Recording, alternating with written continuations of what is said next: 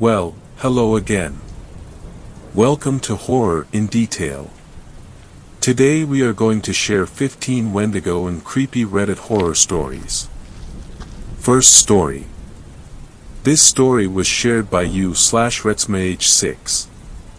I was sent to hunt a man who turned into a Wendigo. I failed miserably. Alright, I'm not much of a writer, but I've been stuck for hours and I'm bored as hell, so here goes nothing. I'm part of a team that captures, but mostly kills, monsters. And when I say monsters, I mean legitimate monsters. Stuff like chupacabras, manticores, werewolves, and so on and so forth. We're not unique, not by any means. There are hundreds of teams dedicated to the same thing all over the world. And my team isn't necessarily the best one out there, but we're good, and I trust my teammates with my life, all 4 of them.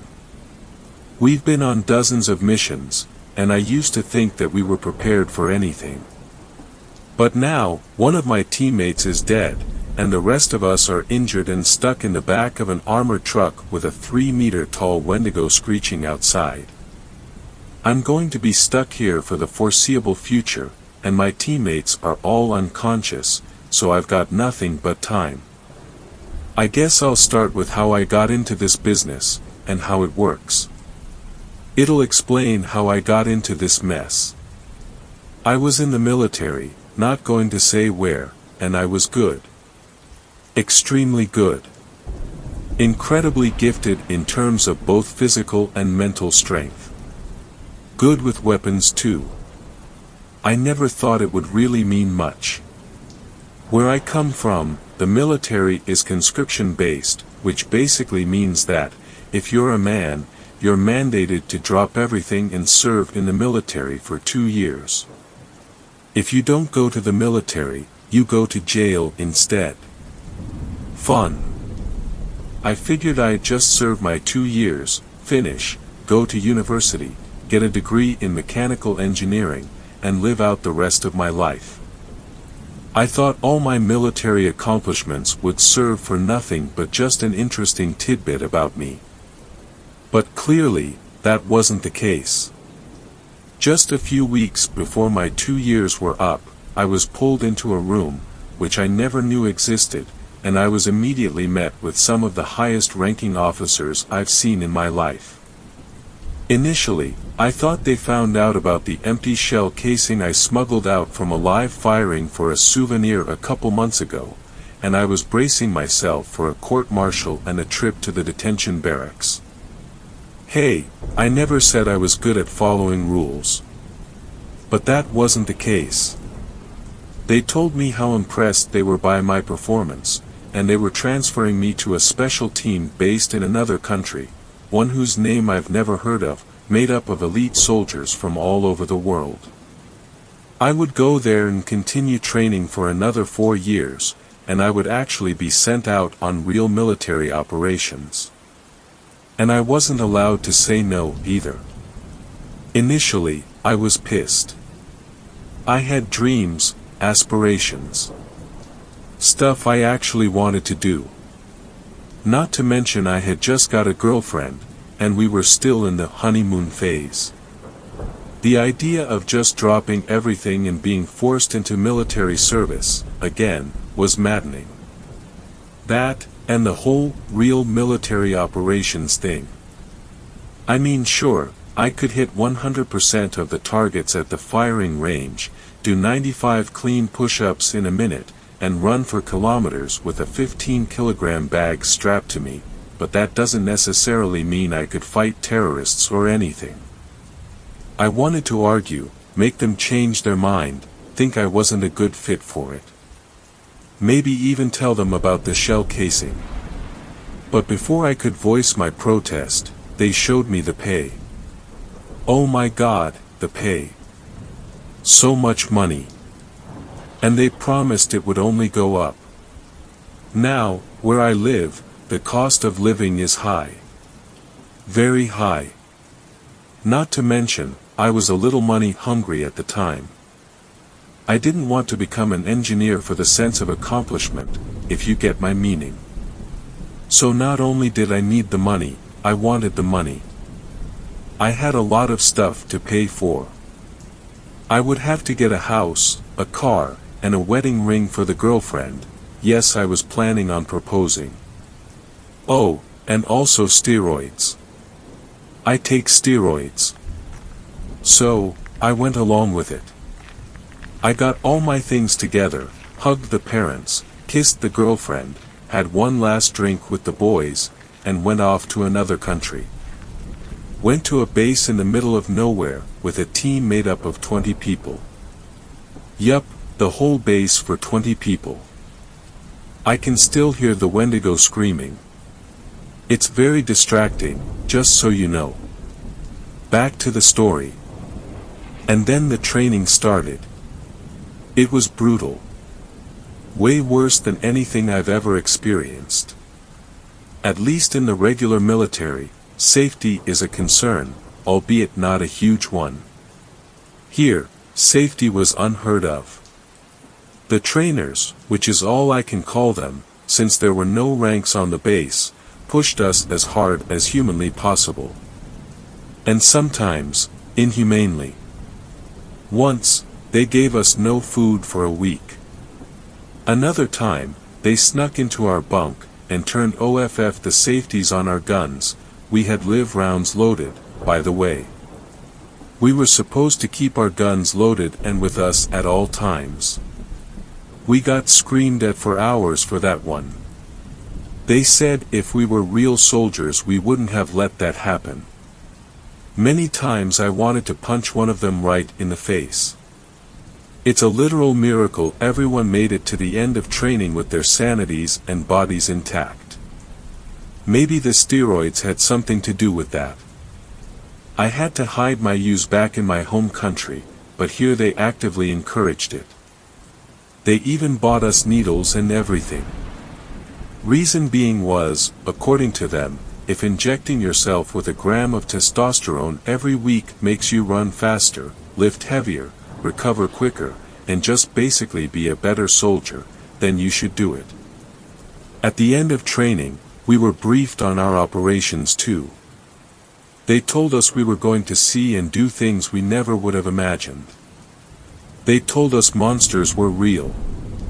Initially, we all laughed, and then were punished for laughing. They made us run 5 kilometers, then continued the briefing. They told us we would be hunting monsters, but only those that were a threat to people. And we wouldn't always kill them, sometimes just capture them. Because some monsters, like minotaurs, produce certain substances that can cure disease. Meanwhile, peaceful creatures, like Sasquatch, would be left alone. All of this said with a straight face. I still thought it was all a big joke. I mean, who wouldn't, right? But then they showed us videos. I still remember them, frame for frame. Monsters eating people, tearing people apart, nightmare stuff. And not to mention the video quality. You can't fake stuff that well. They sent us on our first mission a week after. Put us on a private jet and flew us off to Japan. Said we were looking for something called Gashitakuro.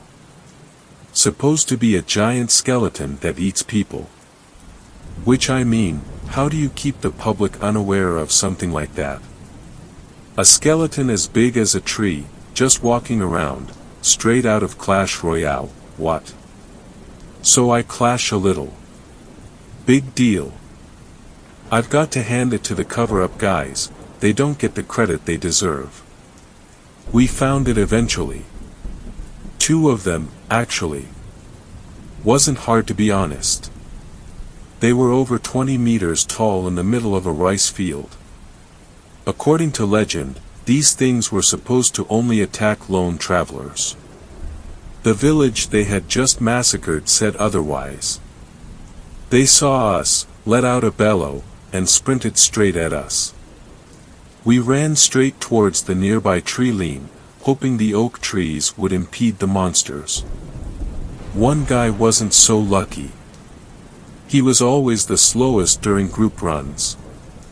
He got snatched up, and the skeleton just bit his head clean off. At least his death was instant. Thank God for that. Speaking of instant deaths, I can still hear that Wendigo shuffling around outside. Maybe I should speed up my writing a bit. We took down both of the monsters with rockets. Now, according to folklore, from hundreds of years ago, the Gashitakuro are supposed to be invincible. But they didn't have RPGs hundreds of years ago, did they? When all you've got is a spear against a skeleton 15 times your size, it's going to seem invincible. Props to people from ancient times. I don't know how they survived against these things. So that was my first encounter with the supernatural. We went on a lot more missions after that.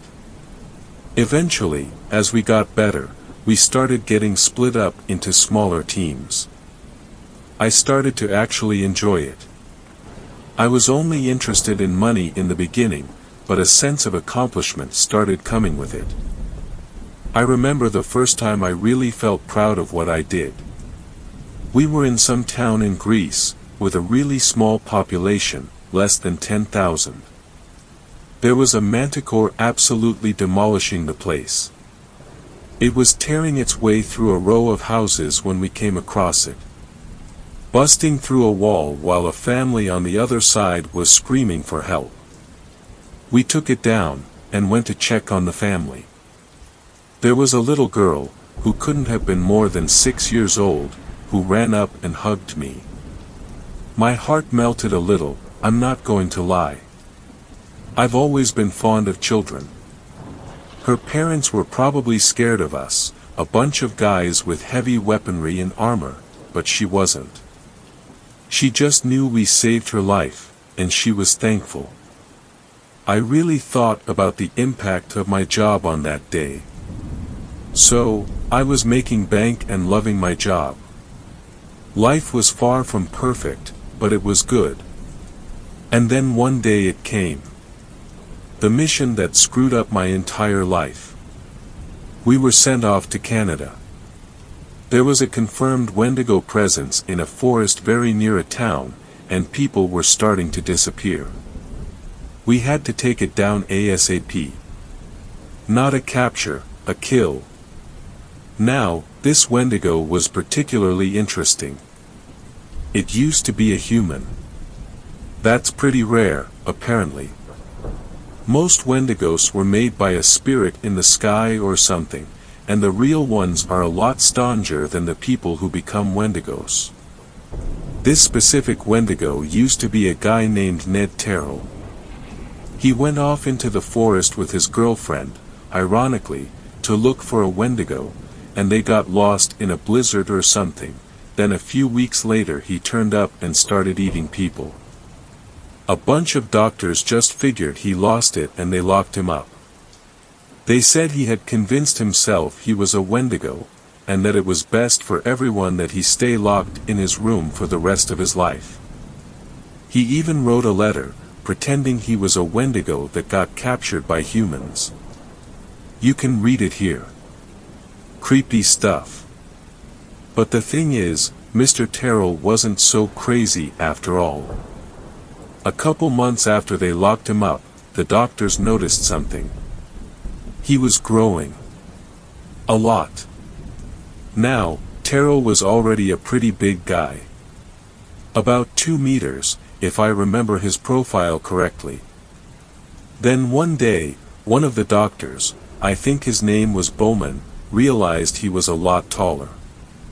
They measured him, and he was 2.18 meters tall. A while after that, he was 2.34 meters. But even though he kept growing taller, he kept losing weight. Started at svelte 80 kilograms, he was pretty underweight after living in the forest and eating people for a couple months, and ended at 56 kilograms. And he kept getting stronger too. One day he leapt at the guards and took a chunk out of one guy's arm. Thank God for tranq darts. They hit him with enough stuff to take down an elephant. That was the day they decided they had to transfer him out to a more secure facility. They knew they were dealing with something they didn't have the ability to handle. So they threw him into a truck and transported him to a maximum security prison that was a couple hours away. At least that was the plan. Halfway there, he ate the driver, the guards, busted out and ran off. Pretty soon, reports of a giant emaciated man running through the forest and roaring his head off reached us. We sent a scout, who identified it, or I guess him, as a Wendigo, and my team was sent in. Now according to legend, humans can turn into Wendigos when they choose to resort to cannibalism instead of starving, or they can be possessed and forced to commit cannibalism by Wendigos. Which one is Terrell? Personally, I'm hoping he's the second option. At least that way, he dies with his humanity intact. The sounds outside have died down a little. Mr. Terrell must have gotten bored. I can relax a bit. We went out into the forest, the 5 of us. Body armor, assault rifles, grenades, rockets, all of it. We thought we could take him. We could not. It started off so slowly. We found its tracks and started following them. There was a blizzard going on, which is apparently something Wendigos can do. There's a blizzard going on now actually, but my team had no problems. We followed them in our armored truck for an hour or so. Then all of a sudden, it was just on top of us. Never saw where it came from. Unbelievable speed. It tore my teammate out of the driver's seat and swallowed him whole. He was a big dude too. 1.9 meters tall and built like a young Brock Lesnar. Just got swallowed up, starting from the feet. He screamed the whole time too. I'll never forget it. The Wendigo just unhinged its jaws and leapt on him. One movement, he was suddenly swallowed up to his waist. The truck crashed and the rest of us jumped out and ran for cover, I'll admit it. Even professionals get scared. We just watched our teammate get eaten. Took a while, too. He was screaming and begging, one arm pinned to his side, and the other flailing around. He had broken the #1 rule, always have your gun loaded and with you, so there was nothing he could do. It took us a few seconds, but we opened fire. The Wendigo was squatting on top of the truck, its jaws now around the guy's chest. We killed our teammate, but he was dead anyway, we just granted him mercy. We emptied our mags at that thing, and we only hit it twice. Visibility was poor due to the blizzard, and like I said, it was fast. Seriously, faster than anything I've ever seen. It stood up, and it was huge. Absolutely dwarfed us. It was thin as a rake too, ribs nearly tearing through its skin, skeletal arms, kneecaps very visible. I saw a photo of a family of Indian villagers during the Madras famine once. It looked just like them. Very human looking. Just looking at its face, you would think it was just a starving man. I saw a picture of Mr. Terrell, back when he was a regular guy. You could definitely tell it was him. It tipped the truck over and sprinted straight for us, lashed out, tearing through our armor like it was cardboard. One of us, I don't even remember who, got a grenade off. Unfortunately, not a direct impact, but still made it back off for a while at least. We jumped straight into the back of the truck and put it into lockdown mode. If you're slow and can't figure out what lockdown mode does, it locks the truck down. Metal covers sliding over the windows, a bunch of electronic locks, makes it a fortress. Unfortunately, it also prevents it from driving, because the wheels withdraw into the body. The Wendigo started slamming on the doors, but it couldn't get in. It's strong, but not that strong. So that brings us back to where we started. I sent a distress signal out a while ago, but I got no response. The blizzard may be blocking our communications. The snow's coming down really hard. It's freezing, even with the truck's heater. I'm really hungry for some reason too. I can't have been here for more than a couple hours, but I'm absolutely starving. Even the time I didn't get food for a week at base wasn't this bad. I'm ravenous. But there's no food. And I sure as hell am not going out there. I won't make it very far. My teammates are still out for the count. I don't really know what to do now. I can't hear the Wendigo, but as long as the blizzard's here, I know it's out there. There's a video feed of the outside, but I turned it off. I need to conserve energy. The last I saw the Wendigo, it was eating the snow my teammates' blood spilled on. This thing leaves no traces. It would probably lick blood off the walls if it could. It can't get in, but I can't go out. The situation seems pretty hopeless. But hey, if you're reading this, that means I made it out. I'm typing on the Notes app on my phone, so the only way for someone to see this is if I get out of here. I'm going to take a little break and think about what to do now. Goodbye. Hey guys, I found this story on a phone in the back of a wrecked truck I came across while hiking through the woods. I called the cops as soon as I saw it, but I snooped through it to find any valuables, sorry, and I found this. What do you guys think? It's probably just some BS, right? I mean, there aren't any bodies in the truck, or blood even, which, if this is real, should be the case. There was a really heavy blizzard a day ago, but that's just regular Canadian weather, right? Wendigos and monsters, they're made up. Right? Maybe some aspiring writer crashed and decided to just type a story while he waited for help, then just left his phone and walked away. That doesn't make sense. And the truck was crazy, it was more of a tank than a truck. I don't think writers would really drive stuff like that.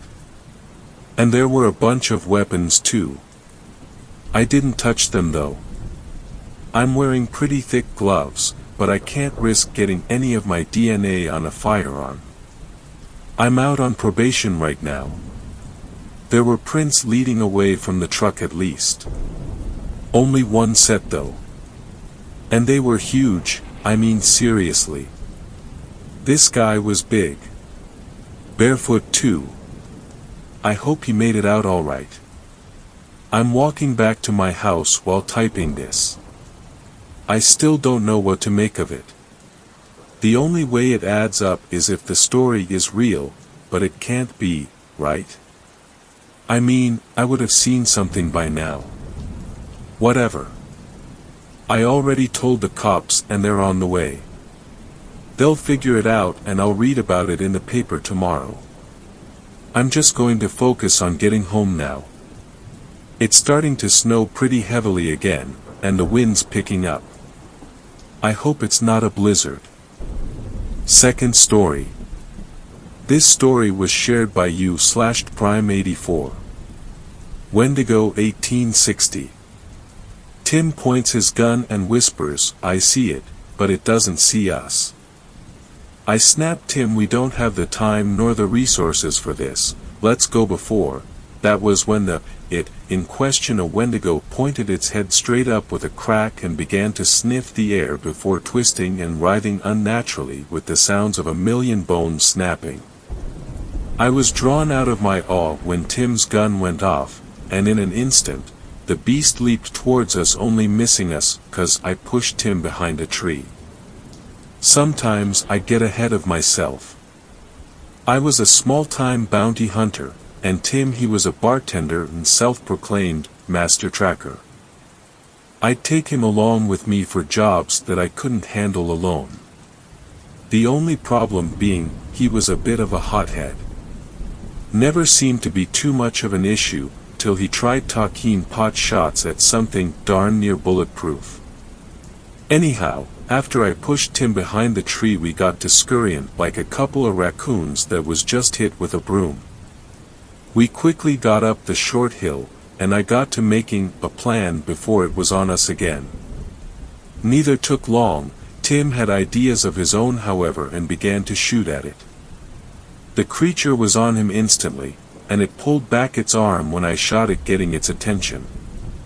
It turned and looked at me while I had it distracted. Tim wriggled the muddy 16-bore shotgun off his back and blasted the creature in the face. It stumbled back off of him stunned. At that moment I grabbed my rifle and shot it again. It leaped for me and I dove behind a fallen tree. The creature landed hard on a large portion of a tree, getting impaled. Now the way I got this odd job wasn't exactly normal. One day while pursuing a shop, an old man approached me. He said he'd give me $500 to kill the creature that lives in the woods on his property. So of course I took the job. I figured it was just some crazy guy in the woods, or a coyote, or some wolves or something.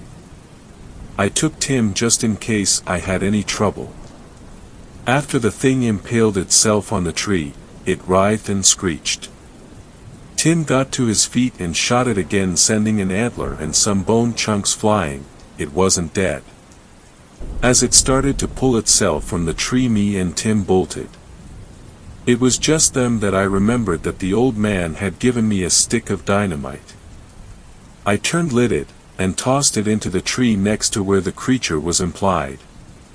Just as it pulled itself from the jagged stump, the large oak fell, trapping the creature. We ran and we didn't look back. When I returned to the old man's shack, there was a note with $500. The note said, "Thank you for freeing me of this burden." I never saw the old man again. Third story.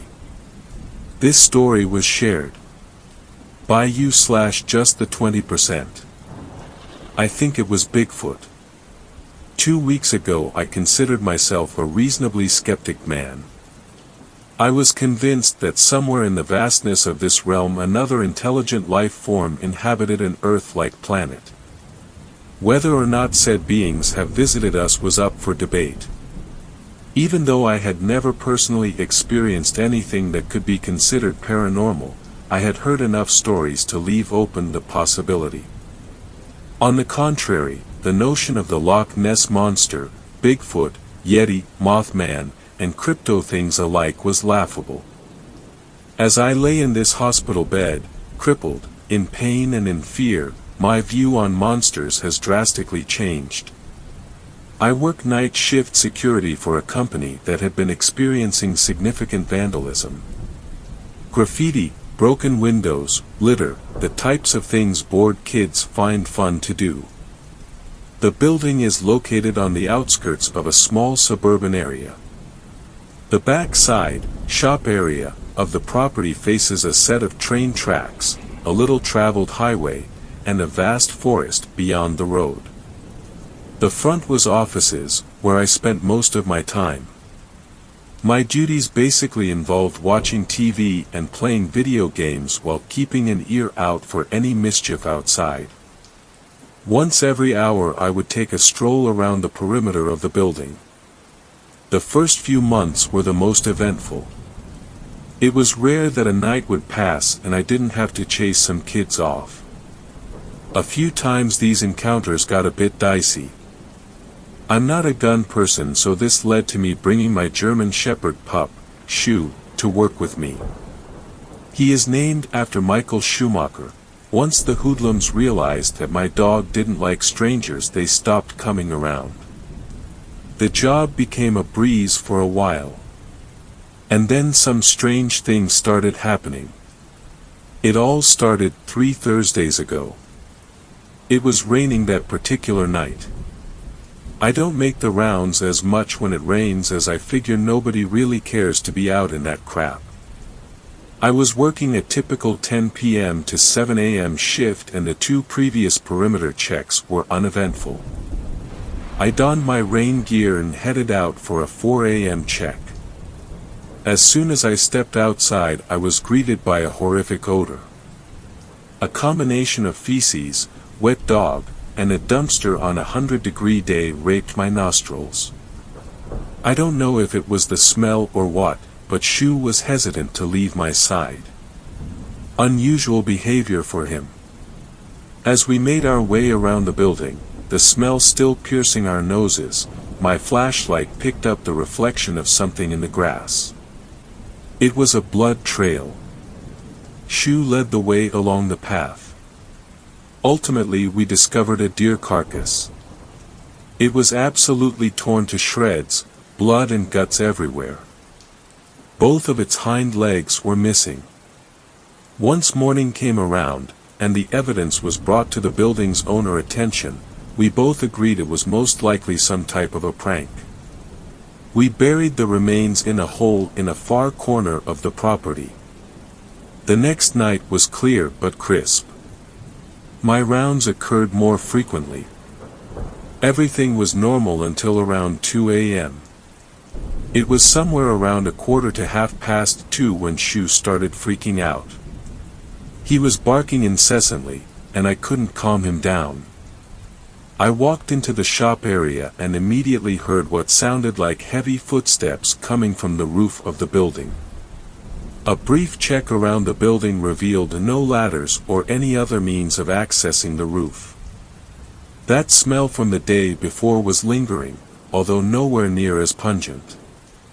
Besides my personal account, no other evidence was able to be reported to the owners. Saturday night was uneventful. Sunday evening would change my life forever. After a fairly anxious but boring 3 hours, I hear a window break. Shu is scratching at the door before I can even get to it. It sounded like a back of the building occurrence, so we quickly made our way there. Everything appeared normal. No kids, no pranksters, nothing. Then Shu took off in a dead sprint. He ran straight towards a small grove of trees separating the property from the train tracks. As I yelled for him to come back, he froze in his tracks about 10 feet from a cluster of 4 or 5 trees. A large, muscular arm reached out and encased his head in its palm. A quick jerk of the wrist and Shu's neck snapped like a twig. Horrified by the sight, I let out an audible gasp. Whatever this beast was, it immediately focused its attention in my direction. There are 3 entrance points to this building, the nearest 2 are locked. The only unlocked entrance point would require me to run between this monster and the door. Since it was dark, I figured I could make it. I started sprinting. I made it about 25 to 35 yards before I felt a tug on the back of my shirt.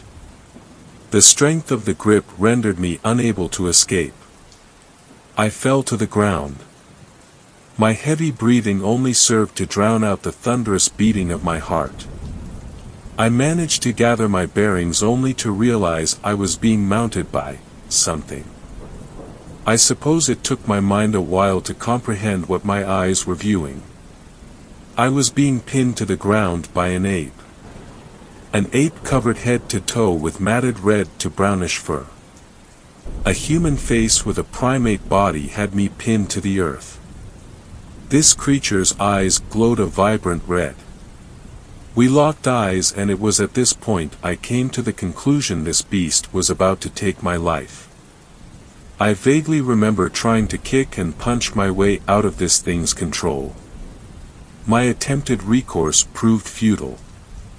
My last memory is a bit clouded, but I can clearly recall looking this thing eye to eye, and feeling a certainty of death. The giant beast picked me up and hurled my defenseless body against a tree.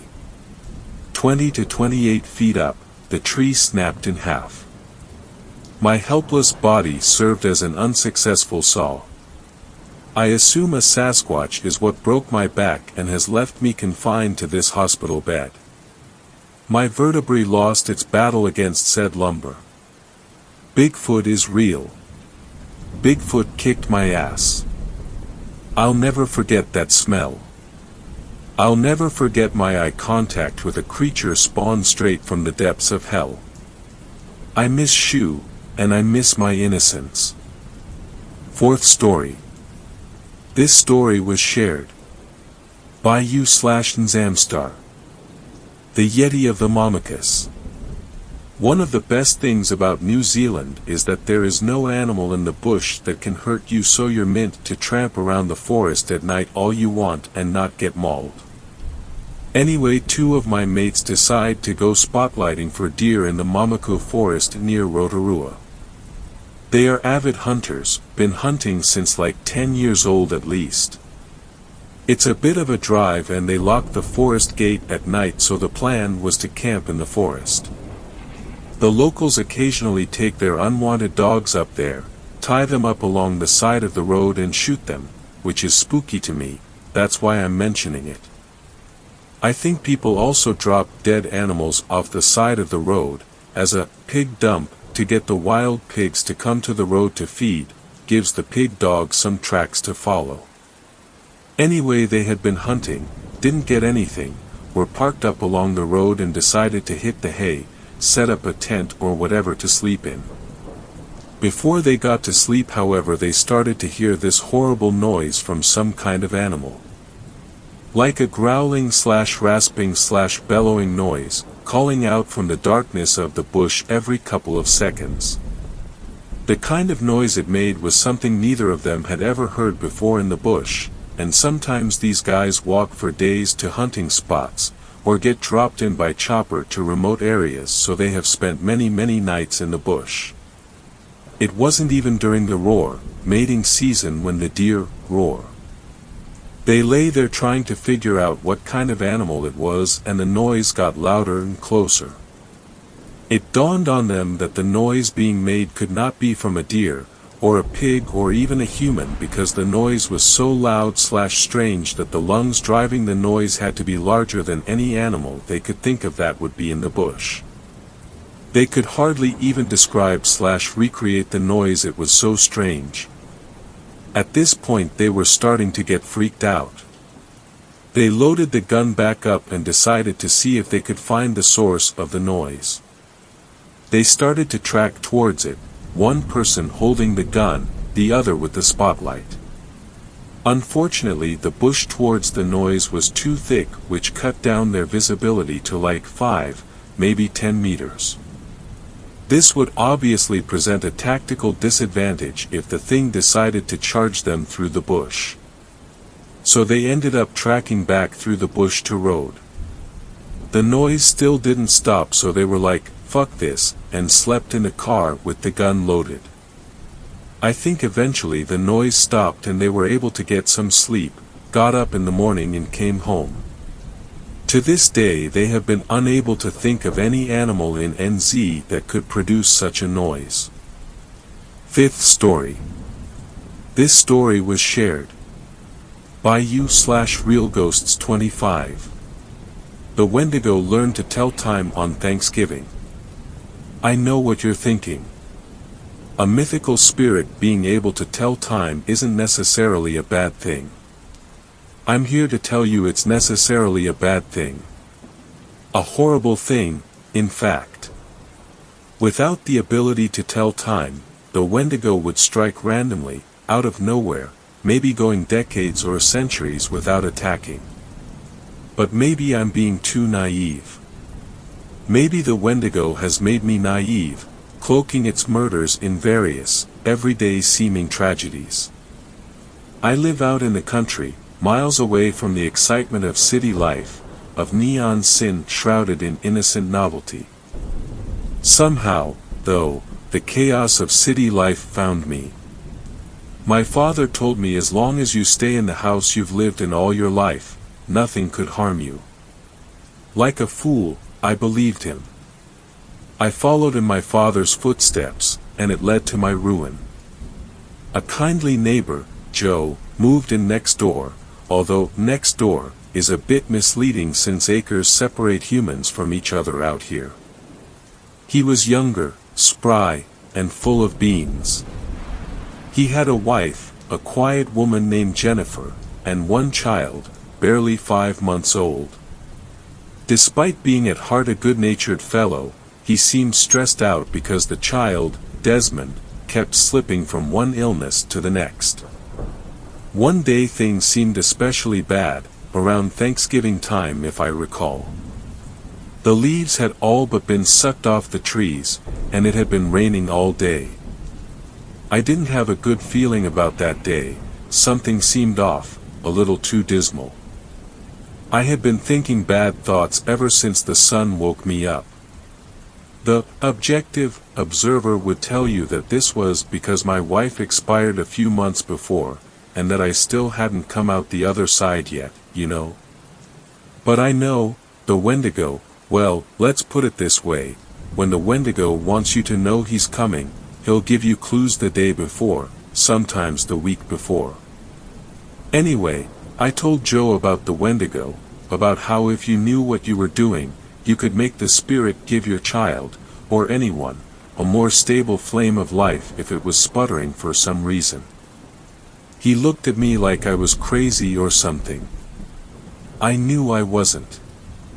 Eventually, he caught on, realizing a man with such sure convictions couldn't be wrong.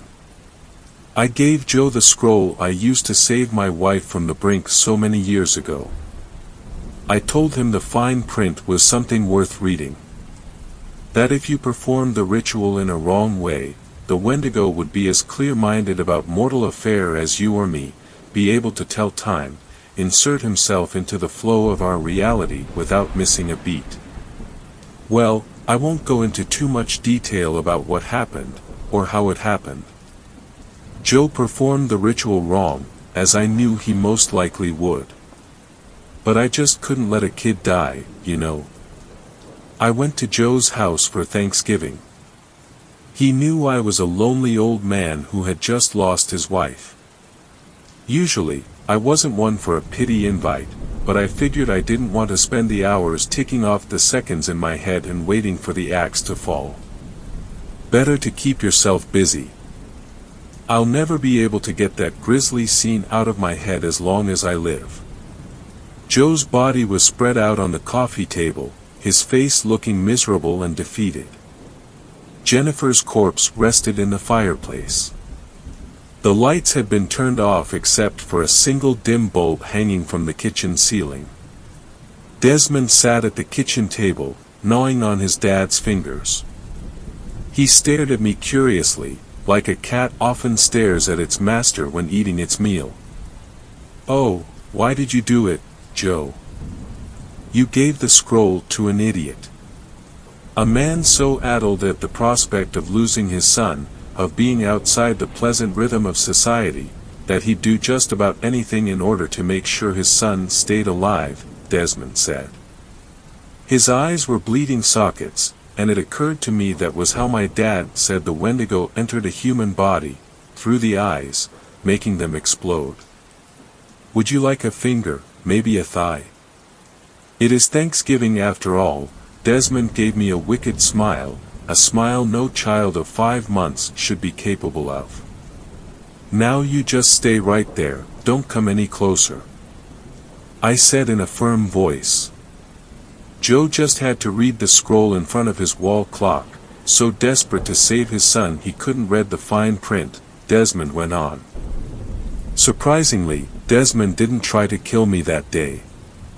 He told me my time was coming, and that I'd know when my curtain would flow across the dusty stage of my life when he wanted me to know.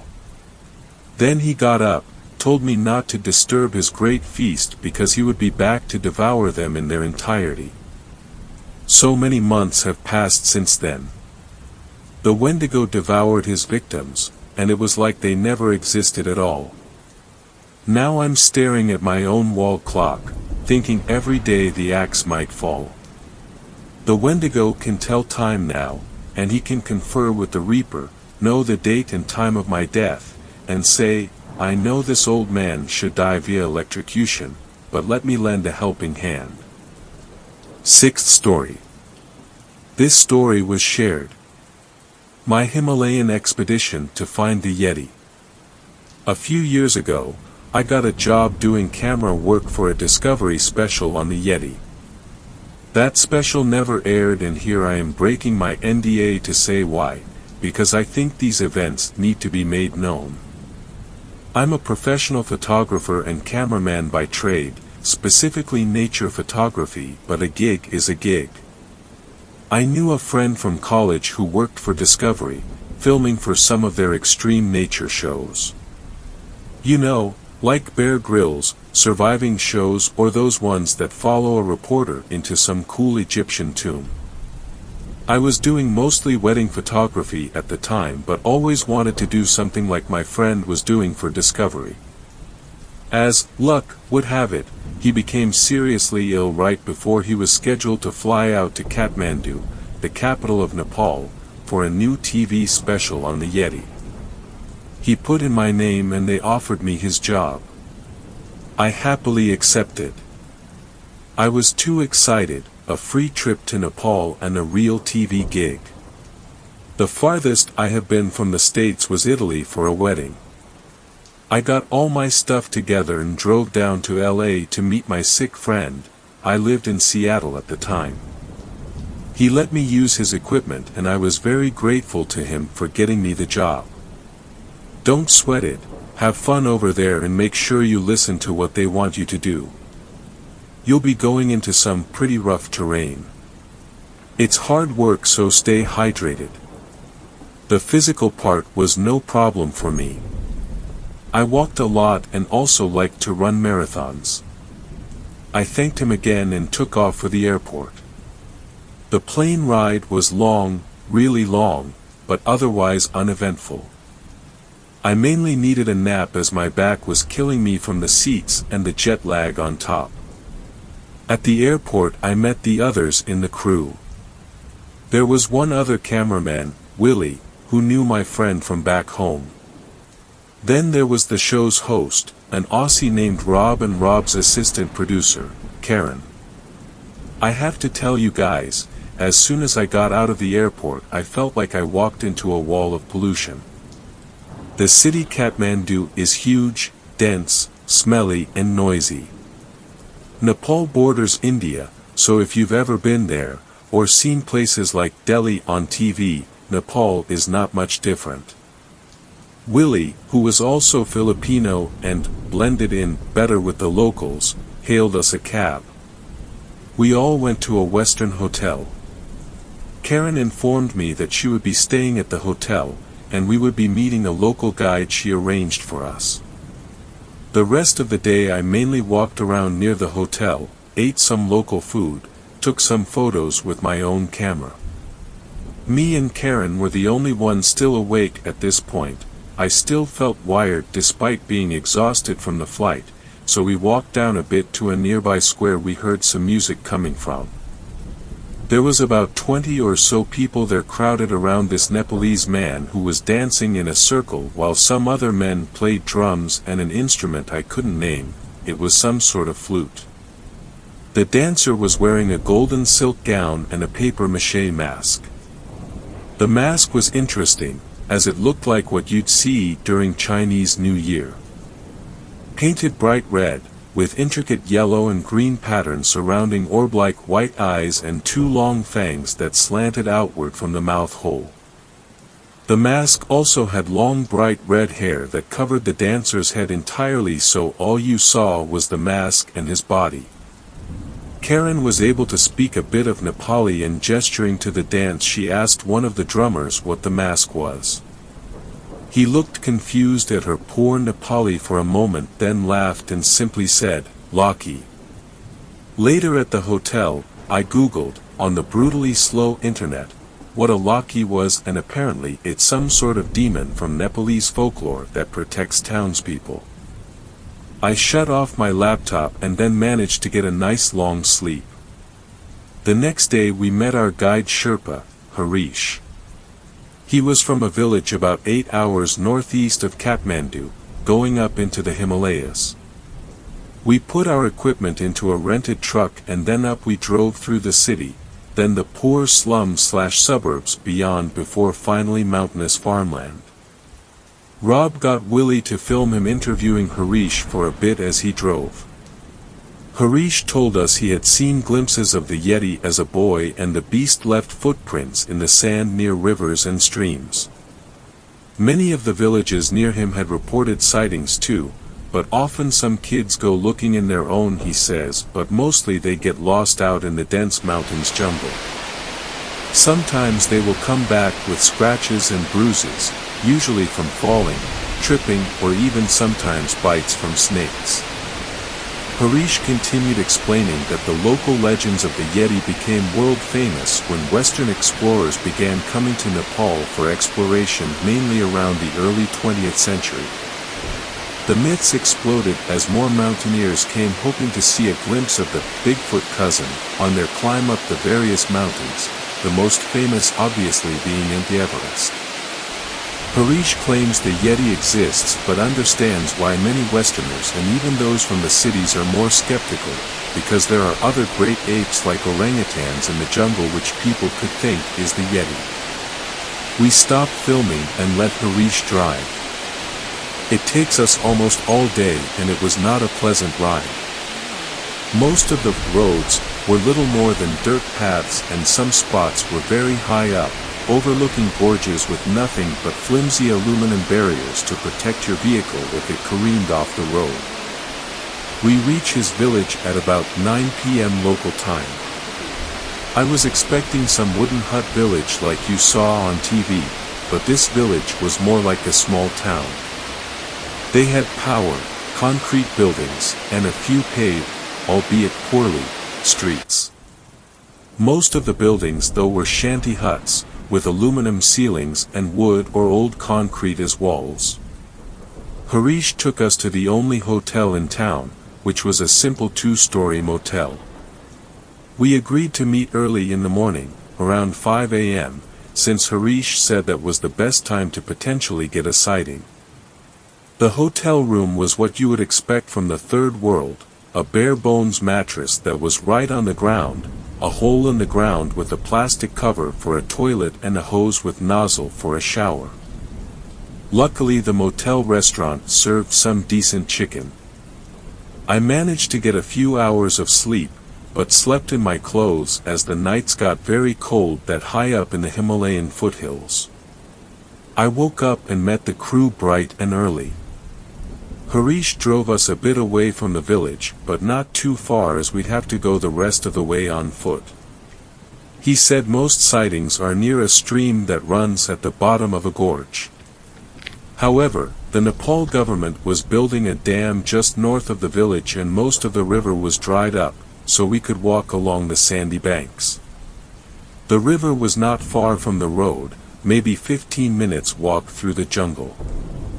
I could see what the dam was doing to the gorge. The water was confined to a small stream in the middle of what must have once been a great river. On either side, as Harish said, were sandy banks and rocks. Me and Willie began filming at this point and we began trekking north. In either side of the gorge were steep tree-covered hills and you could see in the distance the first mountains of the Himalayas. Every so often we would stop and Harish would explain to Rob a bit more about the Yeti and Rob would relay his own opinions as well. Harish would point out various animal tracks, including bears and even a tiger, so we had reference for when he showed us the real Yeti footprint up ahead. We trekked on for what felt like an hour, following the dried-up river bank. My friend back home was certainly right about it being tough terrain. I consider myself pretty fit, but even this was getting tough as we kept going uphill. Eventually we hit a turn in the river marked to my right by a steep cliff face. Harish beckoned us over to show some sort of ape-like footprint in the dried river sand. I kept filming as Rob asked some questions about how the villagers found it. Could it just be a regular ape/orangutan, that sort of thing. The footprint was pretty odd though, even if it was an orangutan. It was about the size of a bear's but definitely humanoid/apish in shape with 4 toes and a larger opposable toe. We took photos of the print and then used the opportunity to have a lunch break. The footprint was weird but interesting, I thought at the time. Looking back, this is where I wish we had stopped. After lunch, Harish told us that the Yeti is probably an undiscovered ancestor or relative to apes. He says it likes to live in caves, and has evidence. The cave mention was given to Karen, who told Rob, weeks ago, so it was no surprise to Rob. These nature productions are all generally scheduled well in advance with guides, so there are no surprises. We packed our stuff and began to hike up into the jungle towards this cave, up the steep terrain near the cliffside. When I thought the hike up the river was tough, I hadn't experienced a real hike yet. Back home I would hike around Seattle and near Portland when I would visit my parents, but trails cannot compare to walking through unexplored Himalayan jungle bush. Not to mention I had 60-odd pounds of A/V equipment on my back. The jungle is certainly a unique place though. You are introduced to a whole new soundscape from monkeys yelling at each other, tons of different birds, the rustling of vegetation and even some weird chirps from insects I couldn't even name to you. Eventually the constant uphill battle took a turn south, literally. Harish led us downhill until we were standing face to face with this cave. It had a low ceiling, maybe 5 feet, but was quite wide, about the length of a city bus. The entrance was covered in thick bush except a cutaway hole where presumably this Yeti entered and exited. At the moment Willie began to film Rob and Harish entering the cave, a shrill shriek came from behind the area we hiked up. I nearly fell over and my muscles went stiff. Instinctively, I swung my camera around but couldn't locate where the shriek had come from. Rob turned, with a look of concern. Willie and Harish, on the other hand, were grinning at me. Willie had his camera pointed into the treetops and was holding back a laugh to keep his camera steady. "Look up there," Willie said, pointing up. I followed his gaze to see a small brown monkey hanging from a branch. Howling monkey. "Haha, looks like you saw a ghost, nah." The anxiety in me slowly let down as the monkey screamed again right at us a couple more times before taking off into the treetops. I must have let out the biggest sigh of my life and we turned to go into the cave. Rob interviewed Harish again before entering. Harish said some local boys found this place and they saw the Yeti leaving the cave. Rob made a little joke and then we went in the cave. As you would expect, the cave was pitch black. Good thing we had lights on our cameras in addition to night vision.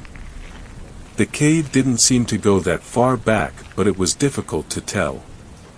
The ceiling seemed to get lower and lower as you went in. Rob was walking sort of backgrounds, talking to the camera as he spoke about the history of the Yeti sightings, that sort of thing.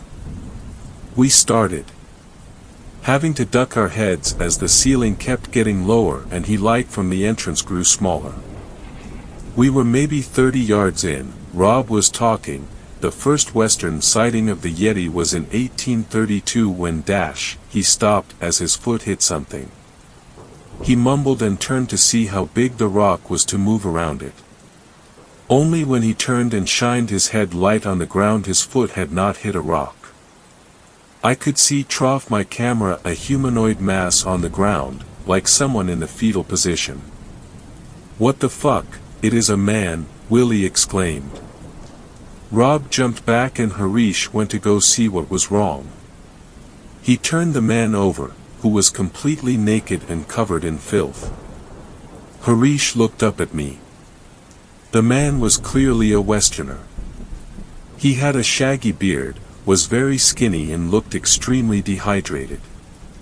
He was still alive though, mumbling something and holding himself. There were 2 small holes in the side of the man's, like some sort of bite. A bat maybe? We were in a cave and the man had clearly been here for some time. We thought he was a lost tourist or mountaineer at first, but then Harish picked up a piece of plastic near the man and held it up to me. I read it out loud, Jacques Richard, ingénieur. Rob replied, ingénieur, French for engineer. He must work at the dam.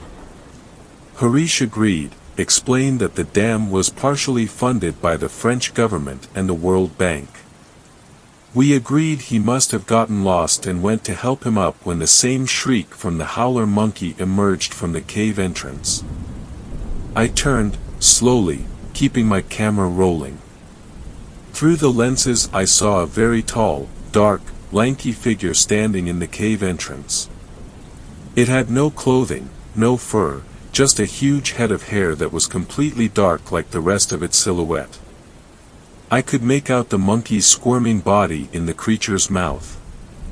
It screamed again, then there was a crunch and a sick slurping noise. All I could make out from the silhouette were 2 enormous, beady, white eyes staring at my camera. 7th story. This story was shared by u/B4C0NB34TD0WN. Wendigo Encounter. I've been debating on sharing this story with anyone outside of my small circle of people that were there. But I want to share my experience in hopes that it saves someone's life or to give understanding of what someone else has experienced. Late fall 2010, in northern Canada, I went deep into the wilderness with my father and my eldest brother to hunt for moose. We left in the early morning, just before sunrise, trying to cover as much distance as possible before nightfall. We traveled winding rivers and had to repeatedly portage over rapids all day. We decided to set up camp just over halfway to our destination. My father figured that we'd make the rest of the journey tomorrow. Well, when everyone bedded down for the night, I decided to go grab some firewood and relieve myself down by the bank of the river, just out of reach of the light from the campfire. Out from the tree line, about 15 yards away, I could hear rustling in the bushes. I watched the area where I heard the noise and focused on that spot. I felt kind of funny, dizzy/lightheaded, and I could smell this putrid stink, like old milk or rotten food. Then I saw the trees start to morph and move ever so slightly and began to take the shape of a head and slight facial features. My eyes began to adjust to the darkness, and along the tree line, I could hear this voice coming from there. I recognized it. The voice sounded like one of my relatives who had recently passed. The face took shape of my relative. "Hello," they said, "I've missed you. Come see me." I smiled and stepped forward a bit but stopped to analyze the situation. My relative's face stopped smiling and became emotionless. The skin began to turn pale and peel away. Chunks of flesh from their cheeks began to fall away, and I felt shock and fear overwhelm my body. I couldn't make sense of it at all, so I started to back away and make my way to camp. I didn't realize at the time that I had been walking towards the voice and I was further away from the firelight. The voice became angry and began shouting at me to come here, so I turned to run away, but as I looked back one more time I saw the most disgusting thing I had ever seen. It was rotting flesh on gnawed bone, caved-in eyes and a hollow chest cavity. This humanoid creature was tall and super thin. I ran as fast as I could, trying to yell for help, but the fear had made my voice quiet and raspy. I ran along the river bank and I could hear the heavy breaths and the stomping feet from this thing right behind me. I made it onto the top of the river bank, but it grabbed a hold of my leg as I jumped up. I gripped and tore the grass trying to lift myself and yelled as loud as I could. Then finally my voice came back and I yelled that, "Someone has my leg." My brother woke up and ran over to where I was. Then he pulled me up and took me over to the fire. I was terrified, trying to explain what I saw and that it looked like my relative, but not. I was trying to convince them that I wasn't seeing things, but my brother nodded his head and said, "I saw it too, I know." That solidified it. He acknowledged that it was real. We stayed up all night after that, rifles loaded and close by. We packed up when the sun was coming up and went back home. We haven't shared that story with anyone out of fear of being labeled as crazy or liars. I've had nightmares and couldn't sleep for months afterwards, would see things/dark figures looking into my window or hear whispers when I was walking home at night. Eventually, I was seeing this dark figure daily. I went to medicine men/shaman for help, but I've learned that the ceremonies only relieves it temporarily. Friends have given me everything from protection pouches to certain crystals. I found out that there's a strong possibility that I encountered a Wendigo. I learned that if you encounter one and survive, it attaches itself to you like a parasite. I learned that it could only do this if it touches you, which it did. Ever since that night, I've been on edge when I enter any forest or wooded area, which sucks because I loved being outdoors/hunting and in nature. Now I always feel like I need to keep my back against something when I'm out in the wild. Anyways, make your own conclusions about this. I've paid a price for being an ignorant child to the stories of old. They are real, I can attest to that. Stay safe everyone. 8th story. This story was shared by you/Big Slanginit. I've seen the Mothman. I've never told anyone this or talked about it to anyone besides the people that were with me that night and my best friend that claims to have seen him at a different date that I didn't know about until I described my experience to him. I lived in a small town Bastrop, Louisiana with my cousin and his wife. There's not much to do in Morehouse Parish besides drive back roads like we've done thousands of times before. Then one night in 2015 we were leaving a church we used to clean. It was around 2 a.m. or so.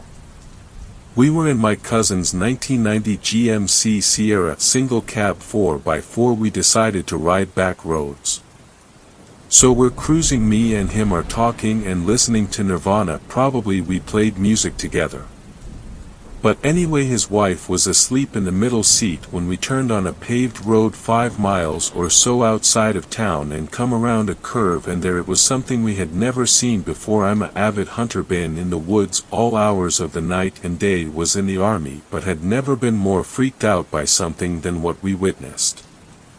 There was something dead in the road and something was eating it. When the headlights hit it, it looked up, was about 2.5 to 3 foot tall, like it was kneeling over whatever it was eating, had red eyes, and it stood up so fast seemed like a millisecond, was 7 or 8 feet tall, was pitch black. Its skin looked like a bat's skin but way darker, and in one fell swoop it leapt and its wings opened and flew into the woods on the side of the road. It had to be moving over 50 miles per hour. Fucking wildest experience of my life.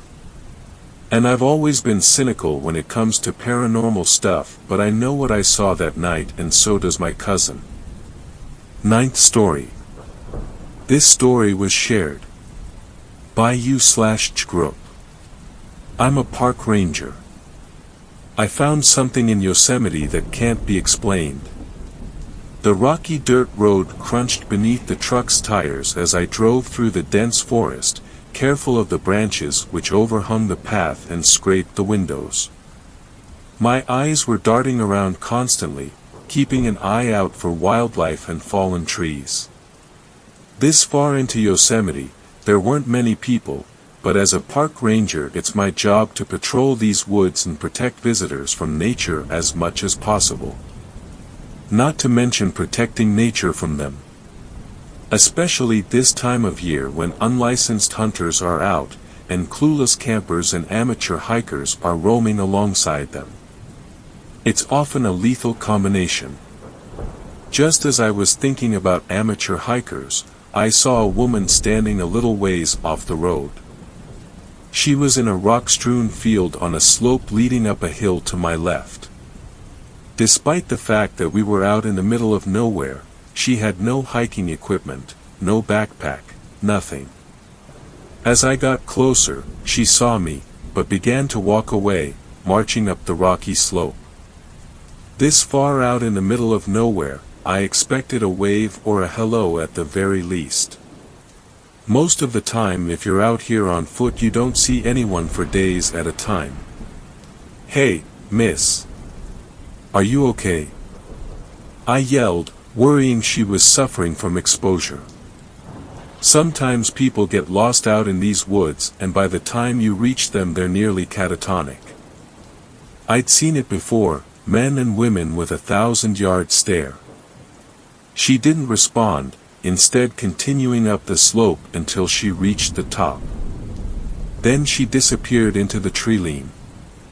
The woman's face looked familiar, I realized, and pulled up a file on my laptop. It showed people who had been reported missing in the area. It took a minute, but eventually I found the woman's file.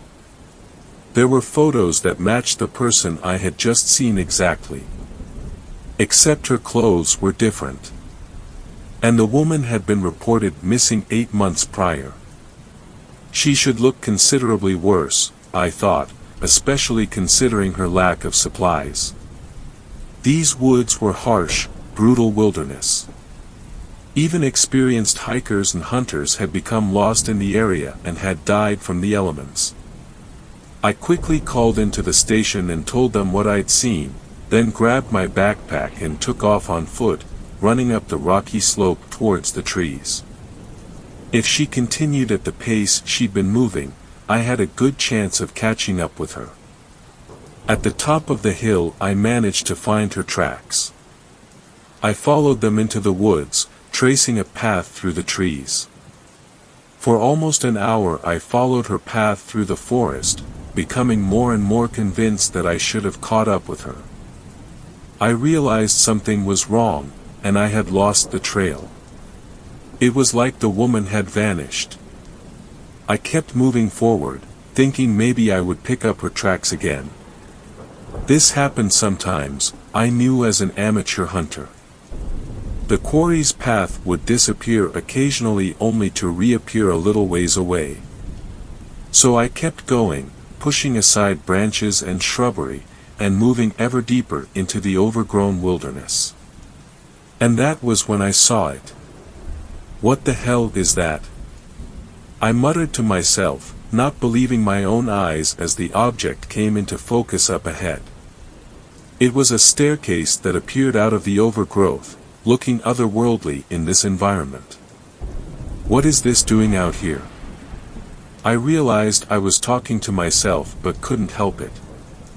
I also couldn't seem to help the fact that I was steadily moving towards the staircase in the forest, despite a growing feeling which told me I should stay away. The closer I got to the stairs, the more I felt as if someone was watching me.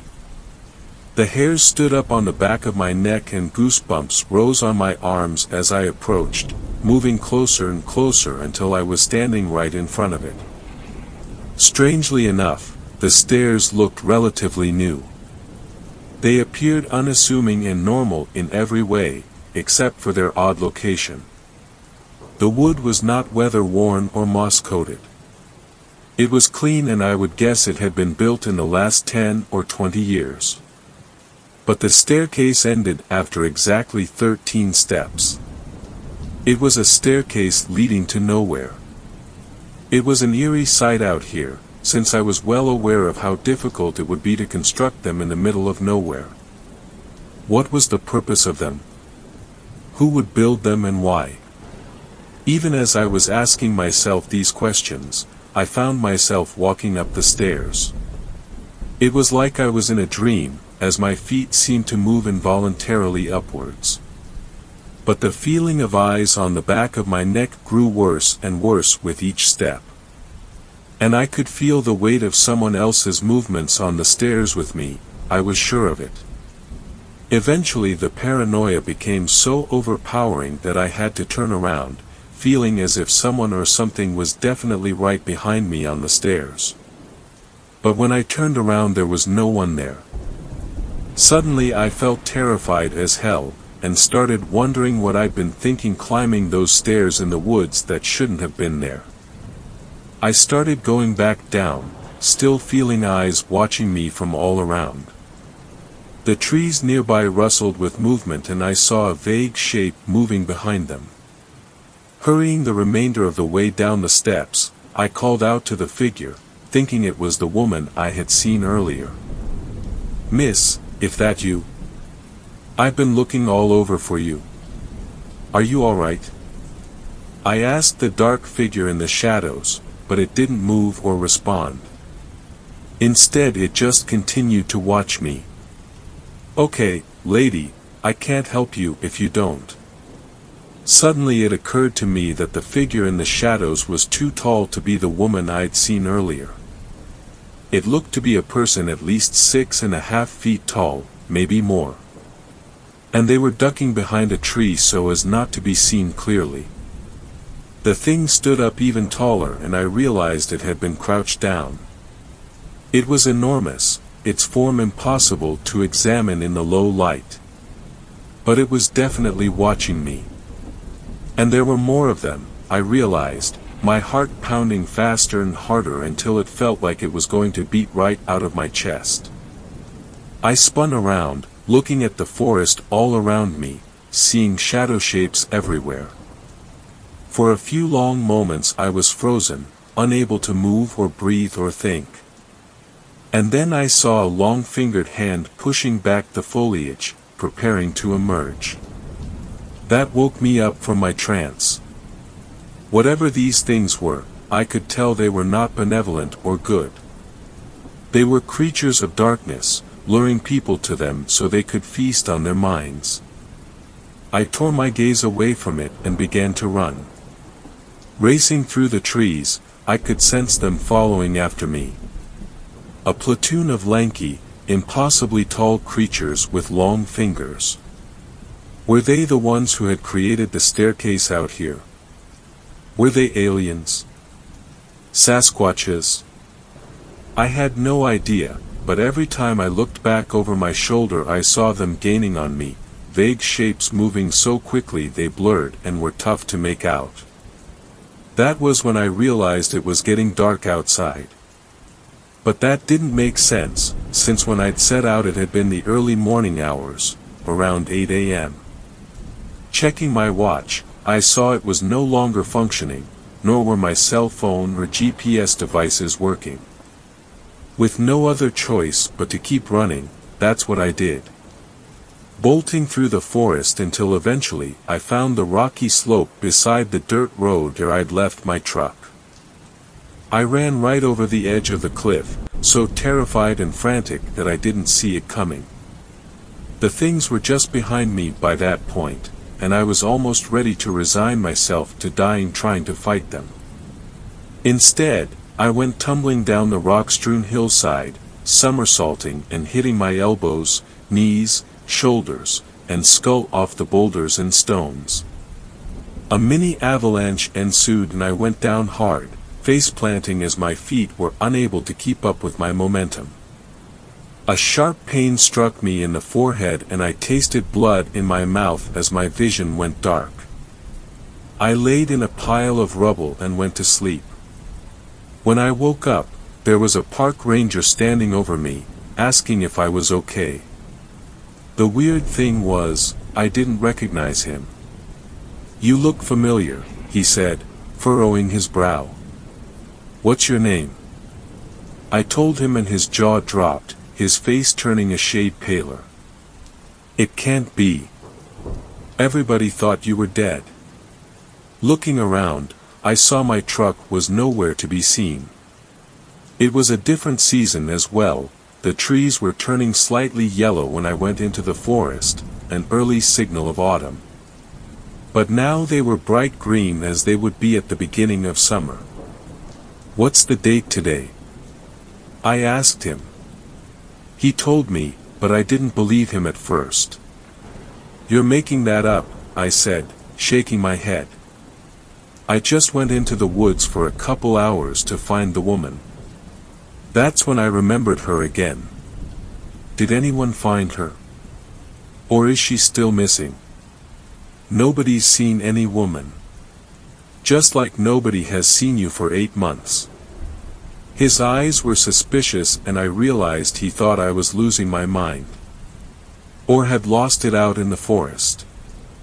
I shook my head and looked back into the woods. We gotta get a search party out there. Didn't you hear me? If you saw a woman when you went out there, she's long gone by now. My eyes stayed fixed firmly on the trees in the distance.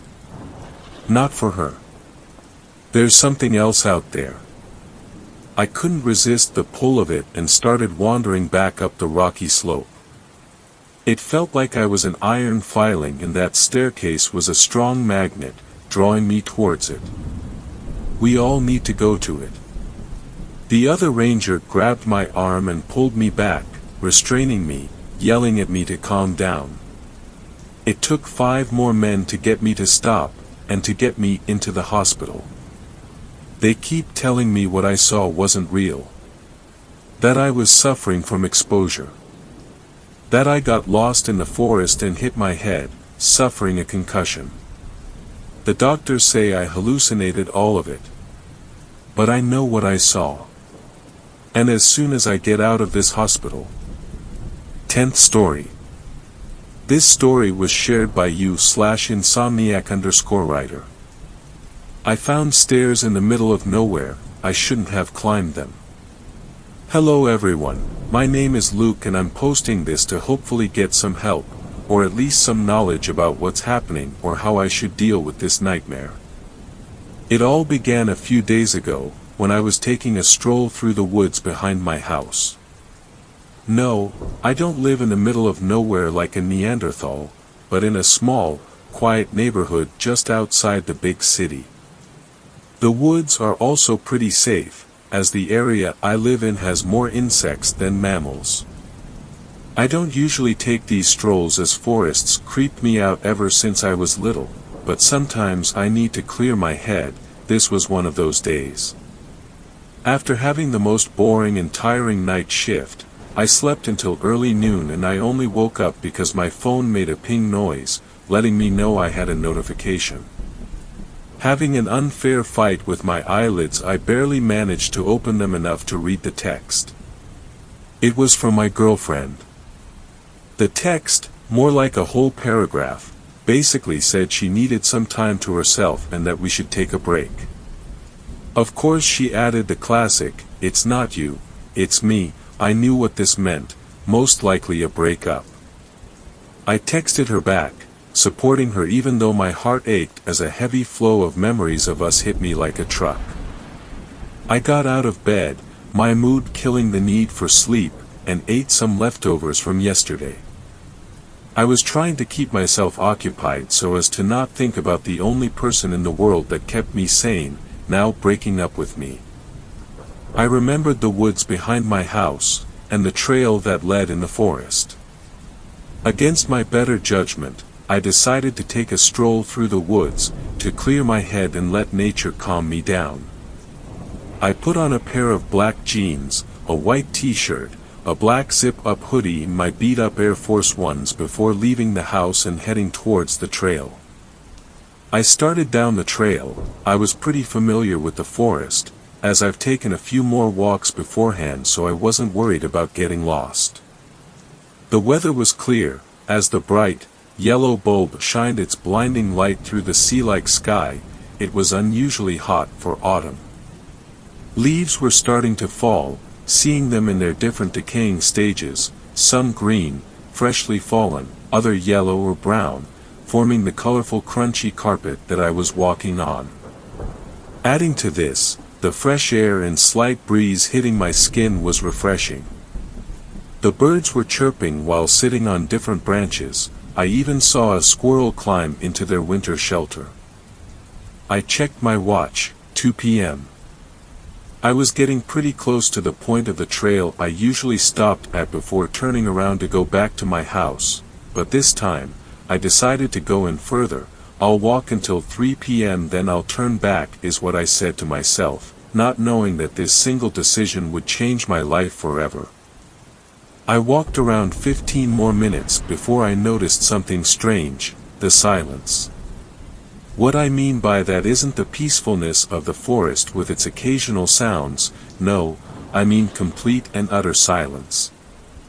There were no birds, no leaves hushing around in the gust of the gentle wind, nothing. I stopped dead in my steps, a cold chill running down my spine. A sudden, uncontrollable panic settled in as I looked around rapidly.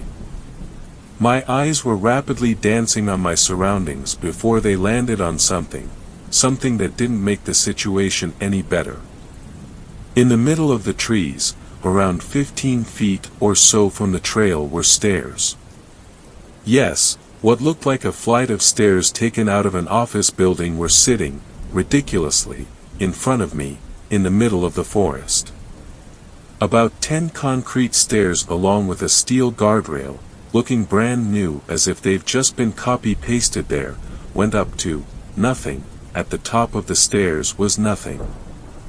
I checked my watch to look at the time, but, instead of the blue, digital numbers, there were lines and dots, as if the watch broke out of nowhere. Damn it, I said, my panicky state getting worse. I had to calm down, I had to think rationally, so I did the only thing reasonable at that time. I closed my eyes, took a deep breath, hoping that when I'd open them again everything would be back to normal. I was now the moron of every horror movie. I should have turned 180 degrees and bolted down the way I came. After some seconds went by, I opened my eyes again, calmer and full of hope. But as soon as my vision came back, the flight of stairs did as well. Well, that's not making this better, I mumbled to myself. My mind instinctively rushed to try and make sense of why they were there. An old house maybe? But it couldn't be. The stairs looked brand new and the ground around them looked normal, undisturbed. Trying to make sense of the situation didn't help at all, and the sun was beginning to go the other way, signaling it was going to be afternoon in an hour or so. Before I spun around to leave, something about them made me want to get closer, to analyze. I don't know how to describe the feeling, something within me just wanted to get closer. I couldn't resist. As soon as I was next to them everything felt weird, the air felt heavier, the silence got morbidly worse, I couldn't even hear my own pulse. My panicky state suddenly went away, an unusual calmness overcoming it. I analyzed them like a crazy architect, looking behind them, at their corners. Every bit of surface they had was looked over. If anyone were to be on the trail at that moment they would have thought I was insane. Then, out of nowhere, I made the worst decision of my life. I climbed them. As soon as I got to the top, everything went dark, like the sun exploded and the world transformed into an eternal void. I woke up hours later, because when I opened my eyes the sun was almost set, the moon slowly appearing over the horizon. I was sweaty, sitting on the cold forest floor, the stairs nowhere to be found. I looked around, confused. Did I dream it all? The voice in my head asked me. It couldn't have been a dream, it seemed too real, and why would I even decide to take a nap just off the trail? Nothing made sense, nothing would make sense anymore. I got up, dusted myself off and slowly began to walk back to my house. I got back to town. It was colder now, it was noon. The lights on the street lamps were shining a bright, mustard yellow light, illuminating the sidewalk and a little bit of the street as well. The night sky was just as clear as it was during the day. It was littered with tiny, sparkly stars though, making it look like a beautifully painted canvas. I got back to my house and strangely, the lights were on. I muttered to myself, a little confused. I was just about to put the keys in the lock, before I saw the handle being pressed. I snapped back and hid behind one of my garden bushes, so I wouldn't be seen. What came out of the house was impossible, it was me. I was walking out of my house, but I was already outside. My head started to hurt, my mind was spinning, it didn't make sense. How could there be another me? It couldn't have been possible, but there I was, walking out with a smile on my face, heading for my car after I locked the door. I got a glimpse of my face, it looked the same as mine, but there was something off. I couldn't pinpoint what, but something was definitely off about it. My second self got in my car and left. As soon as my second self left, I went into my house, with no hesitation. It was still the same as I had left it, but the atmosphere felt wrong. I looked around, checking if any furniture was moved, if anything was missing, but everything was in its place. I even checked if the fire hook next to the fireplace was missing, it wasn't. Then I looked at the photos of myself and everything started to spin again. I picked up one of the small wood frames to take a closer look. It was me, smiling next to my dog who died 7 years ago. The dog was fine, but my smile, it seemed fake, it looked fake. To anyone else, the difference would be impossible to spot, but to me, it was clear as day. I don't know for how long I looked at the photo before I heard the keys clicking in the door. The thing was back. I put the framed photograph back and went in to hide. As soon as it walked in the house, the air got heavy again, like it did when I went next to the stairs. The footsteps stopped suddenly, the tension was crushing me. I closed my eyes, repeating in my mind that this couldn't be real. Then, I heard it speak. "Come out, Luke. I know you're here." I opened my eyes, frozen in place, my heart pounding out of my chest. How did it know I'm here? Did it see me? No, it didn't. I was hidden from the windows and the door. Then it clicked. I left the door unlocked after my double locked it. "Fuck, I'm stupid," I said to myself. It spoke again. "Are you going to make this easy, or are you going to make me come get you?" It said with a cold chuckle. I couldn't run, it would spot me, and God knew what I was dealing with, so I did the only thing I could have in that situation. I slowly forced my body up to face it. "There you are," it said with a creepy smile, spread across its face. I couldn't say anything, how could I? Myself was talking to me, eyes to eyes, my own world was crumbling upon me. "I know this is weird to you, but you did it yourself, Luke, all because you're a curious moron," it said, its smile now fading away. "How?" I finally managed to mutter. Out of all the things I could have said, I settled on, "How, great." "Are you serious?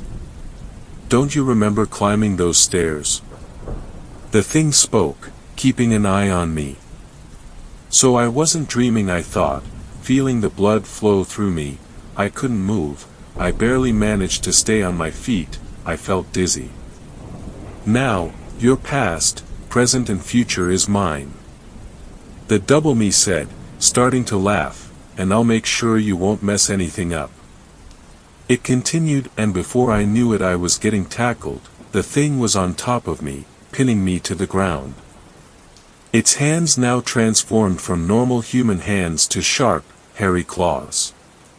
Its eyes went from looking like my emerald green color to a crazed red, like the creature hadn't slept in days.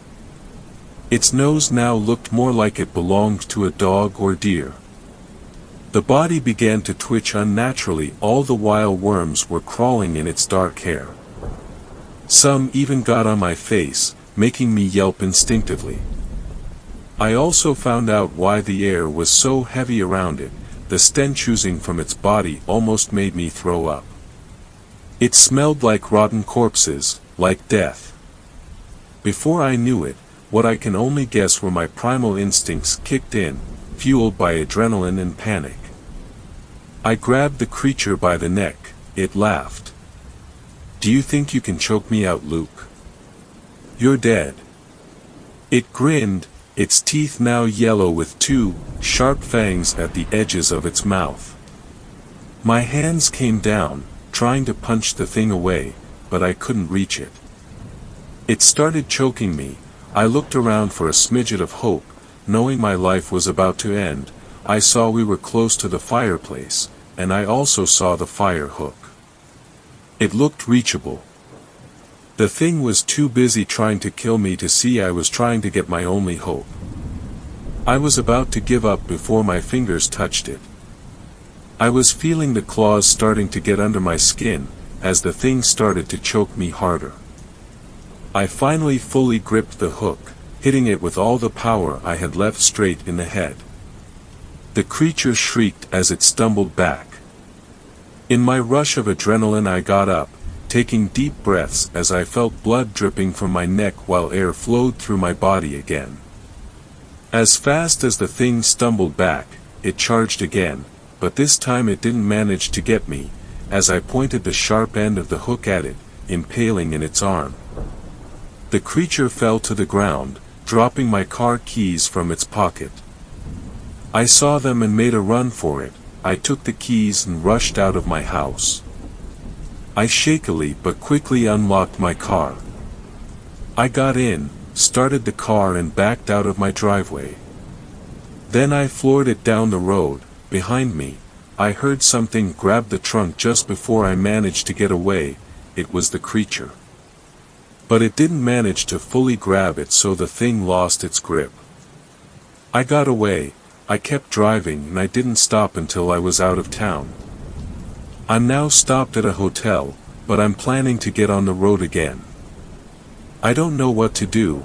I'm still shaken and terrified for my life, for my existence. I tried calling my friends, my family, but all of them thought I was joking. Even tried 911, but they didn't believe me either. They said that prank calling the emergency line can be a finable offense and to not do it again. Nobody believed me. That's another reason why I came here, to hopefully find someone that understands what is happening and maybe help me. If no one has experienced this, all I can tell you, no matter how tempted you are, never approach stairs you see in the middle of the woods, or anywhere they aren't supposed to be. 11th story. This story was shared by you/Drekanox. I climbed up the stairs in the woods. I can't get back down. I joined as a park ranger 5 months before the events of this story.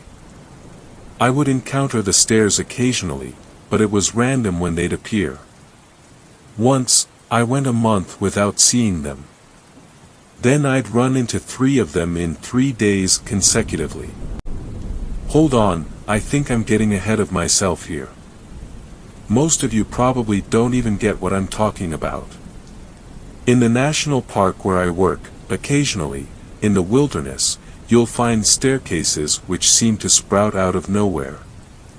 And just staircases, out in the open. They don't seem to lead anywhere, and they go away just as quickly as they come. Now, I'm pretty sure this would be a bigger news story than it is, but, as it is, the higher-ups want to keep a wrap on them. I don't know if perhaps they know more than I do about them, but whatever it is, the other rangers didn't care too much for them either. Whenever I would ask about them, most of them would just straight up ignore me and start talking about the weather. Some of them would glare at me as if I'd committed an unforgivable sin and told me to never mention them again. A few of them would just shrug and get on with whatever it was we were supposed to be doing. I did find someone though, I'll call him Mark, who was a bit more open to talking about them. Listen, you're new here, and most people just get the hint that no one is supposed to talk about them, but, yeah, they just sort of pop up. He paused, and looked at me quizzically. Have you ever come across one which is upside down? I shook my head. I've seen one of them like that, and some of the others have too. I have no clue what it means. Only thing that you need to know is that you are never to ever go on them. Do that and the least you'll be getting is fired. He then trailed off, not detailing the things that could happen which would be worse than that. And for a time, I just sort of accepted that. We weren't supposed to be going on the stairs. Simple enough. I even began to ignore it. It was easy enough to ignore them for the most part. Aside from looking really weird, they weren't doing any harm, right? That was, until one day we got an alert that a kid had disappeared somewhere in the woods. I was sent out as part of the search party, and as I began combing the area where the kid was last seen, I saw it. A set of stairs lined with a yellow carpet. Another one of the rangers, I'll call her Stacy, found me staring at it. Stacy was part of the crowd which would ignore the stairs as much as possible, but her face became pale when she saw them. She looked at me and shook her head. We'll keep searching but, well, we need to get ready to tell the folks the bad news. She left, and I quickly pieced together what she thought had happened. The kid must have gone up the stairs and then, well, whatever happened when you went up them happened. Meaning she had already written off the kid as dead. Me though? I wasn't one to give up that easily, unfortunately, and I was new here and somehow felt that I could pull something amazing off. What an idiot I was. I won't lie though, I did feel odd while going up the stairs. I spent a good minute just staring at them initially, unsure if I should go up or not. In the end I figured that if I didn't make my move soon someone would find me, and I did not want to be caught doing it. I counted the steps on my hands as I went up them, 13 in total. Weird, an odd number, and as I put my foot on the topmost step, my body shook. You ever have that false falling sensation when you're falling asleep? When you're trying to fall asleep, but it's really your body just trying to check if everything's a-okay or something, I believe. That's what I felt, as if when my foot descended to meet the topmost step, the ground beneath me gave way but immediately popped back into existence. And when that was done, I was no longer at the top of the staircase. I was at the bottom again. And I was no longer in the woods. I was in someone's house and the stairs were still completely out of place. They led up right into a wall. I looked around. The carpet here didn't even match that of the stairs, it was a crimson-red color. I was in a hallway, and could hear some voices coming from a room. I know it sounds stupid, but the first thing that came to mind was that I was wearing shoes which had been outside in the woods on a carpet. If it was my mom, she would be screaming blood murder at me. What would the owner or owners of this house think? I crept up towards the door, dreading what was coming up. As it was, I couldn't exactly go back down into the woods. Maybe I could keep going up, but would that lead me back home? Or somewhere else? As it was, even though this was a weird situation, I was still more confident with staying here. Because, at the very least, this place was safe. And as they say, better the devil you know. I went into the room, preparing an apologetic face. The room looked fairly normal at first glance. There were 4 people sitting at a table, 2 adults and 2 children, who looked like they were eating dinner based on how dark it was outside. The television was on and there was some sort of news program on which they must have been watching before they noticed me and turned their heads. And that's what was off about them, their heads. Each of them had their heads on backwards. Even the newscaster on television had his head on backwards and was looking out with his chair turned around. Otherwise, they were just like you and I. And really, thinking about it, it seems almost comical. Though it didn't seem funny at the time. The four of them screamed, and one of them lunged for a knife. I didn't want to stick around any longer and wound back up the stairs. Instinctively, I thought that if I went up them, I would once again end up somewhere else.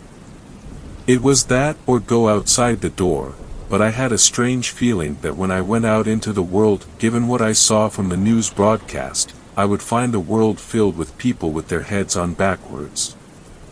As my feet touched the top of the stairs, I once again felt the weird falling sensation as I found myself back in the woods. I sighed in relief now. Granted, I hadn't found the kid I was looking for, but I was safe from whatever those creatures were. However, there was definitely something off here. I realized that quickly enough when I glanced up. There was nothing off initially until I saw that there was something accompanying the sun overhead. It was another sun, which had descended towards the horizon. Two suns in the sky. I definitely wasn't back in Kansas. Taking a deep breath, I went up the stairs again.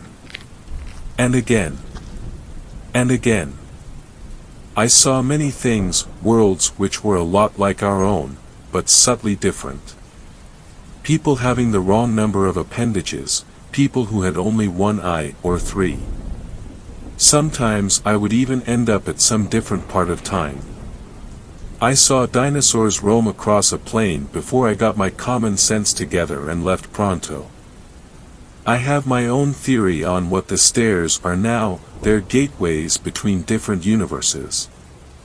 I can only think that the fabled, inverted ones that Mark once mentioned somehow lead back, but I haven't been able to find one. I've been going up the same set of stairs, hoping to end back home. Granted, I finally got a break. Well, something of a break. I found him, the kid I was looking for. The little squirt started screaming the moment I approached him, understandable I guess, but I managed to introduce myself and calm him down. We ended up in someone's house, though thankfully the homeowner isn't here. The only thing I could think to do at that point was call for help, but my phone wasn't getting a signal. And so, I went on here and was hoping some of you could help us get back home. I've been scouring the internet and it does seem like we managed to loop back around finally, given I can see that the national park where I work at is listed there on the internet. I saw a bunch of familiar sites and news items as well. It's good to be back home. Overall, we're doing fine for now, though we are kind of getting hungry. And oh yeah, there is one more odd thing here now that I think about it. It's this keyboard. I don't know why, but it just isn't made for someone like me. I think the owner of this house had some sort of accident and lost a finger on both of their hands. And they must have had this keyboard custom built for themselves later, because how is anyone with a full set of 7 fingers supposed to use this thing? Anyway, do please send help soon. 12th story. This story was shared by you/royalmoose_. If you go into the woods, here's my advice. I'm somewhat of an experienced outdoorsman.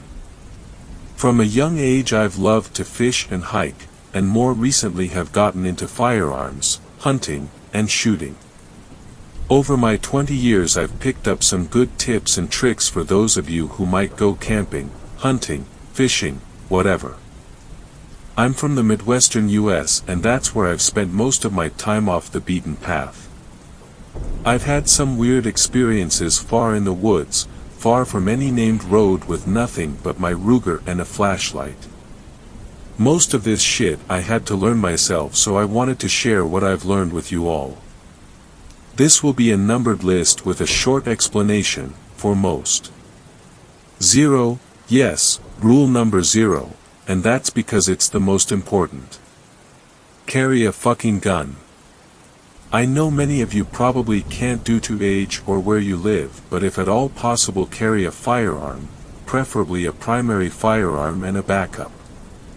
Your primary firearm should be able to drop any large game in your area with one shot, .308, .30-06, 7.62x54R, .45-70 government and other larger rifle cartridges will serve this purpose well for you. For a sidearm I recommend something chambered in .45 ACP or 10mm. Game wardens have begun carrying 10mm Glocks in many parts of the US because, believe it or not, a 10mm packs enough punch to take down a bear with well-placed shots/well-placed mag dumps. Become competent with your weapon and know how every part works. 1. Never, ever, under any circumstances should you ever panic. Do whatever you need to do to keep your wits about you, 10 deep breaths, a prayer, literally anything. But should you ever find yourself in a situation where you will need to depend on yourself to survive, I don't mean finding shit to eat if you get lost or anything like that, I mean having to flee from something that wants to hurt you, or have others with you who are depending on you, panicking will get you killed or worse. 2. Hiking, hunting, fishing, camping etc. with someone. Never let them out of your sight. There have been many documented cases of someone turning around to look at something then turning back and their partner is gone. If you want to learn more about this shit, look into Missing 411. Many people go missing after being out of sight for literal seconds and are never found, or sometimes their clothes are found neatly folded on top of a boulder 10 miles away up a mountain 10 years later, or similarly impossible circumstances. 2b, subrule for number 2 because it's related, not to sound like an asshole but if you're gonna bring someone with you, make sure that they trust you and can follow directions to the letter and without hesitation should the need arise. 3. Pay attention to what you hear. Specifically, what you don't hear. What do I mean by that? Well, don't get so drawn into the beauty of nature that you neglect to be mindful of your surroundings, especially sound, especially lack thereof. Should you ever find yourself deep in the woods and notice that the sounds of nature around you have stopped, no more skittering squirrels, no more noisy ass fucking bugs, no more distant howling or barking or anything, there is something in your vicinity that the animals around you do not want to be aware of their presence. If that ever happens, I highly recommend turning around and going back the way you came at a steady, measured pace. Do not run. Do not scream. Do not allow your breathing to become particularly panicked. Basically, keep your shit together and get out of there, because if the animals all around you were smart enough to do so, follow their example. 4. Should you smell roses or copper out of nowhere, say loudly but firmly and calmly, I have a right to be here. Should the smell persist, it would be wise to go back the way you came, again at a quick but measured pace, and don't run or show signs of panic. Aside from persistence of the smell, should pebbles or rocks be thrown at you from an unseen location, go back the way you came, but now it's fine to run and you probably want to make sure you have a round in the chamber while doing so. 5. If you smoke cigarettes, good. Smoke a cigarette or a pipe while you walk. Smoke protects. 6. Stay away from boulder fields. Many people go missing in boulder fields. 7. Psalm 23 verse 4, Though I walk through the valley of the shadow of death, I shall fear no evil, for thou art with me, thy rod and thy staff, they comfort me. 8. Walking along a river or stream. Take a step away from it every half mile or so. 9. Make your presence known. Hum a tune or sing a song, sing a march or think out loud. Just make your presence known and remember that you have a right to be there. 10. Know the folklore of your local area, or that of wherever you're in the woods. Specifically, the Native American folklore, and you can compound this by further studying reports of European explorers in that area. The natives would have been there for such a long time that they would have incorporated any beings, spirits, whatever you want to call them, into their beliefs and folklore. By studying later accounts of Europeans, you can see what happens when one unfamiliar with or downright disrespectful, or fearful, towards whatever inhabits that area is present. 11. These things all kind of go hand in hand. Carry a steel water bottle. If you're ever outside of your tent at night, do so with a yellow light in hand, and keep dried garlic in your backpack. 12. Possibly the second most important rule here: respect nature. No hippie shit, but don't litter, leave the berries for the birds, respect the trees, and so forth. Leave an area as you found it, and if you have to take anything, do so with utmost gratitude and respect for nature's provision. You may also leave an offering of food or tobacco if so inclined. 12b. Think no evil, speak no evil, do no evil. Come with good intentions and harm is much less likely to befall you. 13. If you ever feel an unexplainable, almost implanted, as if it wasn't your thought or idea, urge to move away from your group, you must ignore and fight that desire with all of your willpower. 14. Before you go telling me I'm a piece of shit for this, just keep reading. This is its own rule, but is also the elaboration I spoke on earlier. If you hear someone calling for help, especially at night, think very fucking carefully about whether you want to go out there to help them. Because it isn't guaranteed that whoever or whatever is calling for help really needs it, and isn't just trying to lure you in. Could be a cracky in the woods trying to rob you, could genuinely be someone in distress, but it could also be something deliberately mimicking a human voice, only a human voice that it's heard before, only words and phrases that it has heard before, to lure you as well. In this situation, I recommend notifying police and or national park/state park/whatever relevant authorities. It is not your responsibility to help someone. I hope this has been informative, and I would love to answer any questions you may have.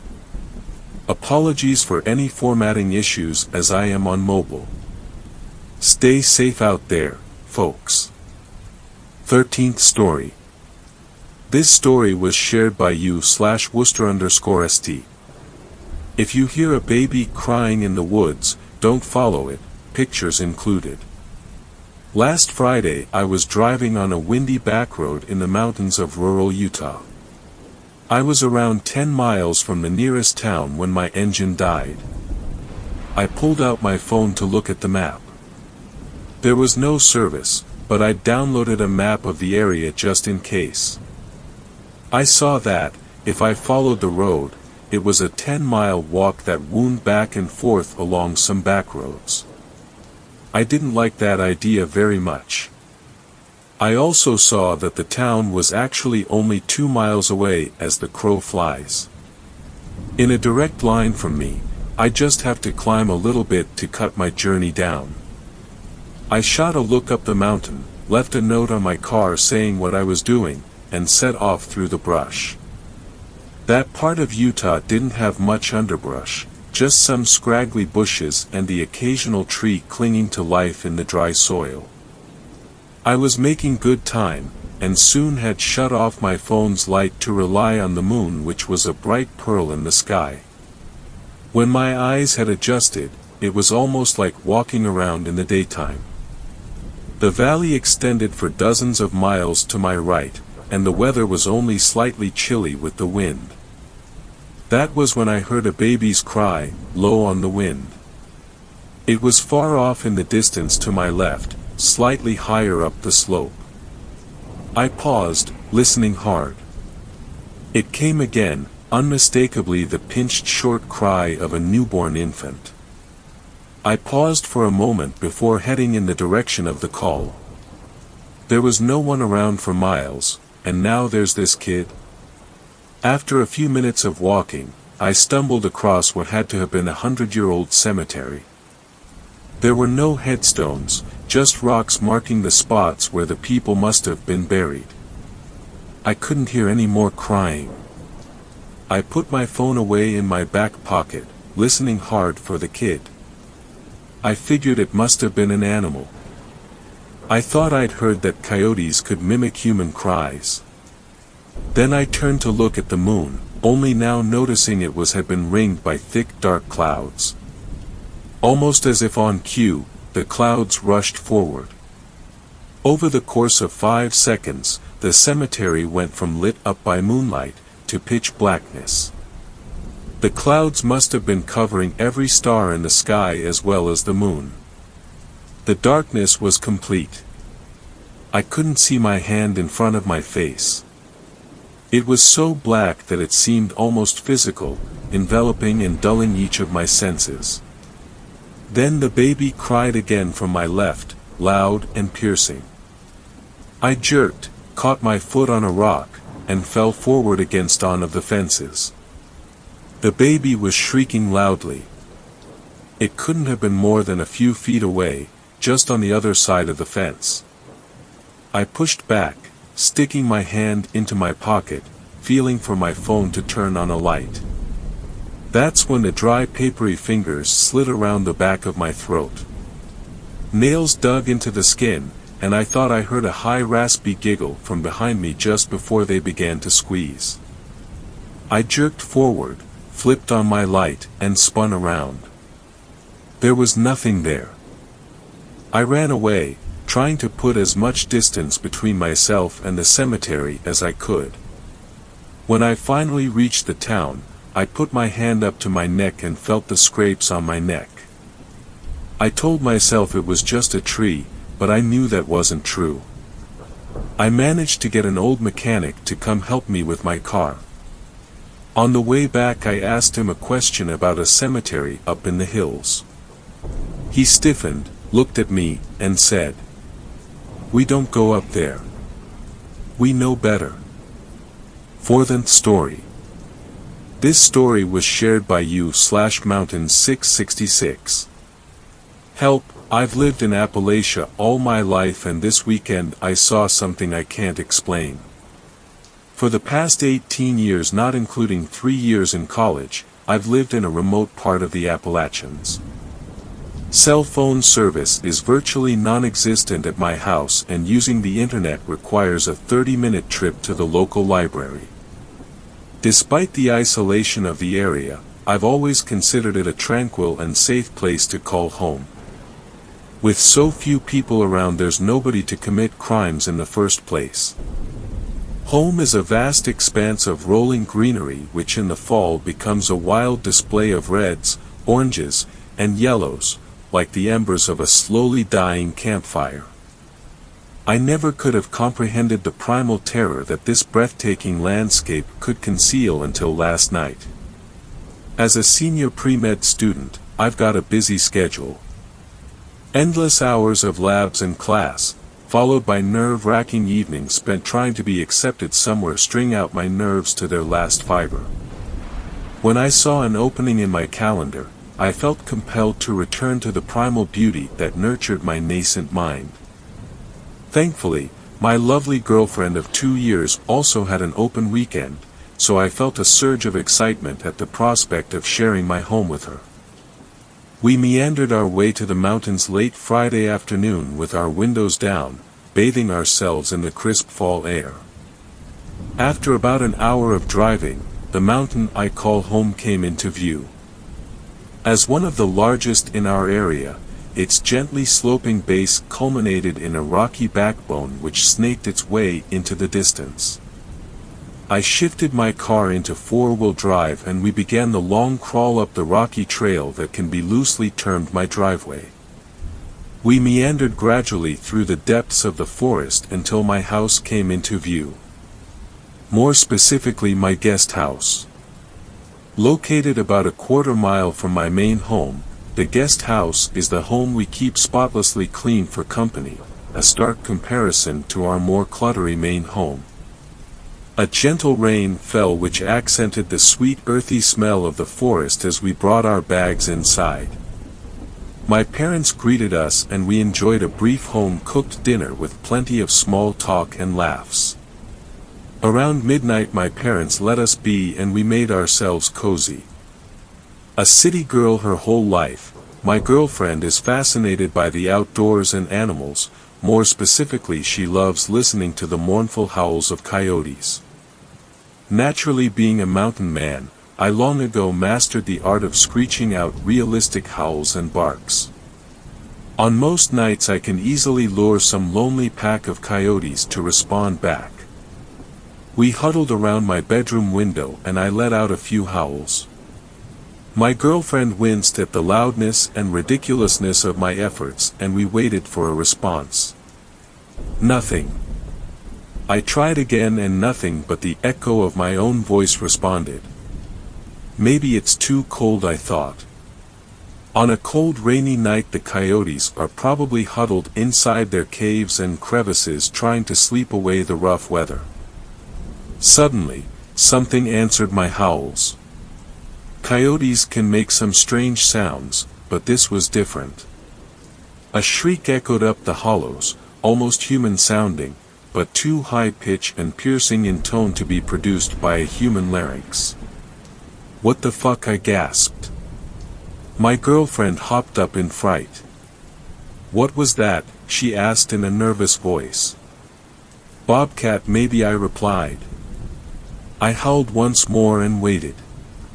Again the shriek split the cold foggy air of the forest, though this time much closer. I reached for my flashlight and shone a beam of pale LED light through the depths of the mist-filled air.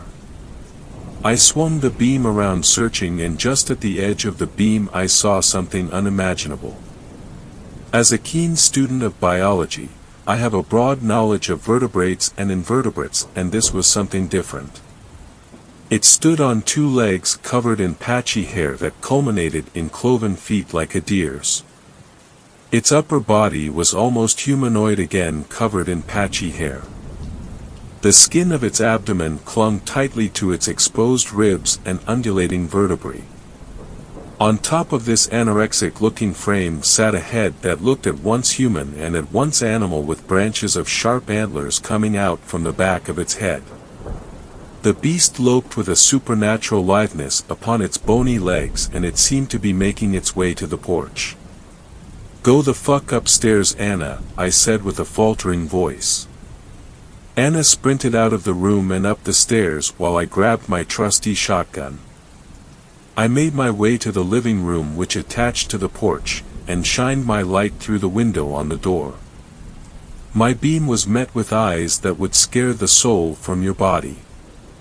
The eyes were empty and pale like those of an aged hound with cataracts, but they were alive with a sort of ancient energy, and they gazed straight through my terrified adrenaline-soaked brain. The walls of the house reverberated with a deafening explosion as I began unloading my shotgun on the door and my flashlight fell to the floor. It seemed almost sacrilegious to be shooting at those eyes, but they stared at me with such a demonic and otherworldly aspect that I could not begin to understand their motives. Screams punctuated the roar of my 12-gauge thunder, screams from both the beast and my traumatized partner hiding upstairs. The eyes vanished in a hail of 00 lead that I unleashed. Silence came as abruptly as the roar of the shotgun had moments before, and I frantically called my parents from the home phone. Some night you had, my dad chuckled in the morning. Yeah, never seen a bear that close to the house, I squeaked out. Kinda pissed about the door, but a bear like that can't be left alone. Sorry, poor Anna is too scared to stay the rest of the weekend, my dad said, still jovial. We're back at school and I have no idea what to do. My parents would think I was crazy if I told them the truth behind this weekend, but I can't leave them there with that thing. Something that paranormal doesn't seem as though it would die at the volley of a shotgun. Maybe posting this on Reddit will help me clear my mind and figure out how to deal with this. 5th story. This story was shared by you/Rogue Enjoyer. The disappearance of Hans Drucker. Below is the transcript found on the phone of Hans Drucker, a 21-year-old citizen of the Kingdom of the Netherlands, last seen at Karanadavur, a small town in the Kozhikode district of Kerala state in the Republic of India. Drucker had a popular video blog known as WENDIGO, and the below videos seem to be recorded for the purpose of uploading it there. The phone was found by a local fisherman named Adhif Panaparambil and duly handed in to Inspector Ramachandran at Karanadavur police station. Adhif claimed to have found it on the beach at some distance from the historic ruins of Padmanabhavilasam Palace, known by the locals as Paranjinashicha Kotaram, meaning the palace ruined by the foreigner, while returning from his early morning fishing trip. Upon accessing the phone and investigating, the following videos were found. Police investigation resulted in the declaration of Hans Drucker as a missing person, and the notification of the Dutch embassy. Clip 1, recorded on August 14, 2019. Hans Drucker, a young man with long blonde hair, turns on the front-facing camera and makes a few adjustments to his hair. He smiles widely, then begins speaking cheerily. Hans, good morning dear friends. Thanks for tuning in to WENDIGO today. Please like my video and subscribe if you want to see more of me. If you like this video, check out my previous ones too. Share it with your friends while you're at it, yeah. Hans leans back and chuckles, then moves toward the camera confidentially.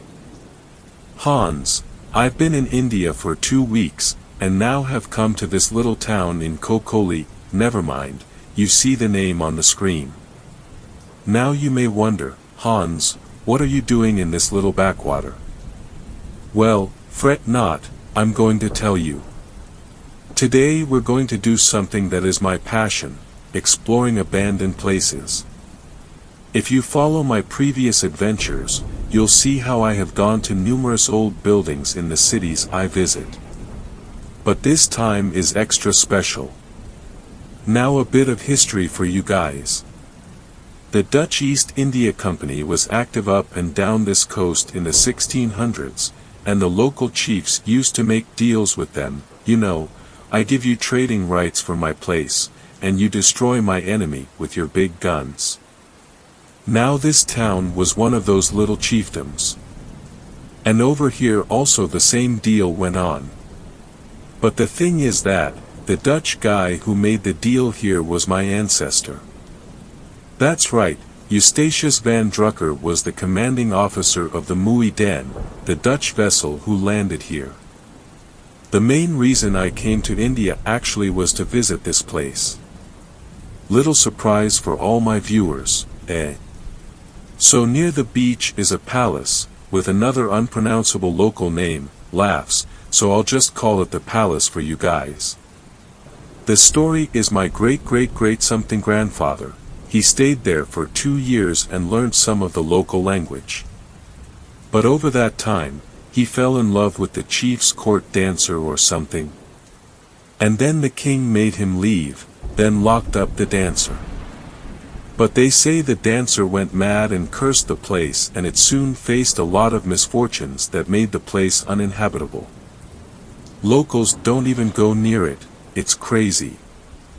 Hans swigged some water from a metal bottle on his bedside. Hans, I don't really believe in that curse bullshit, you know. Maybe my ancestor just had his troops burn down the place or something. Chuckles, anyway, see you there. Hans holds his palm to the phone to cover the camera, making the screen blank. End of clip 1. Clip 2, recorded on August 15, 2019. Hans is walking down a beach, sweat streaming down, holding the phone to show his face. Hans, hey guys, now I'm on the beach, walking down to the palace. You know, not one of the taxi or auto rickshaw drivers wanted to take me there. No matter how much money I gave, they just said no. So I've got to walk. Hans pans the camera around him. It's a very bright and sunny day. The sea is on one side, and groves of coconut trees on another. Ahead of him is a boat on the shore, where two fishermen are relaxing. Hans, it's hot as hell out here. I already finished my water a while back, brandishing his bottle, so there's no relief. How do the locals manage? Actually, there seems to be two guys ahead. I'll ask them for some water. Hans approaches the boat where the two men were sitting. Both of them were dark-skinned with curly hair, and wore only a lungi, leaving their chests bare. They were subsequently identified by Kerala police as C. Varanen and V. Bashir, both local fishermen. Hans, in English, "Hey guys." Varanen and Bashir turn toward him, wave and smile. Hans reaches the boat and holds the phone at waist level, so we can see his head from below. Hans, in English, "Hey, do you know English?" Bashir, little. What you want? Hans, oh that's great. You have water. Varanen, water, ah. Come. End of clip 2. Clip 3, recorded on August 15, 2019. Hans is sitting on a bench in a small shelter with Varanen and Bashir beside him. He is holding a tender coconut with a straw out of it, which he sips from intermittently. He continues to speak in English. Hans, hello everyone, meet my new friends, Varanen and Bashir. Meeting them really was a godsend. Hans swings the camera so they are clearly in view. Varanen and Bashir are grinning and wave at the camera. Hans swings the camera back to himself. Hans, they not only filled my water bottle, but also got this tender coconut right off a tree for me. Never had anything so cool and sweet before. So, you guys see the hospitality of India? Even for a stranger like me, they dropped everything to help. Varanen and Bashir grinning and nodding.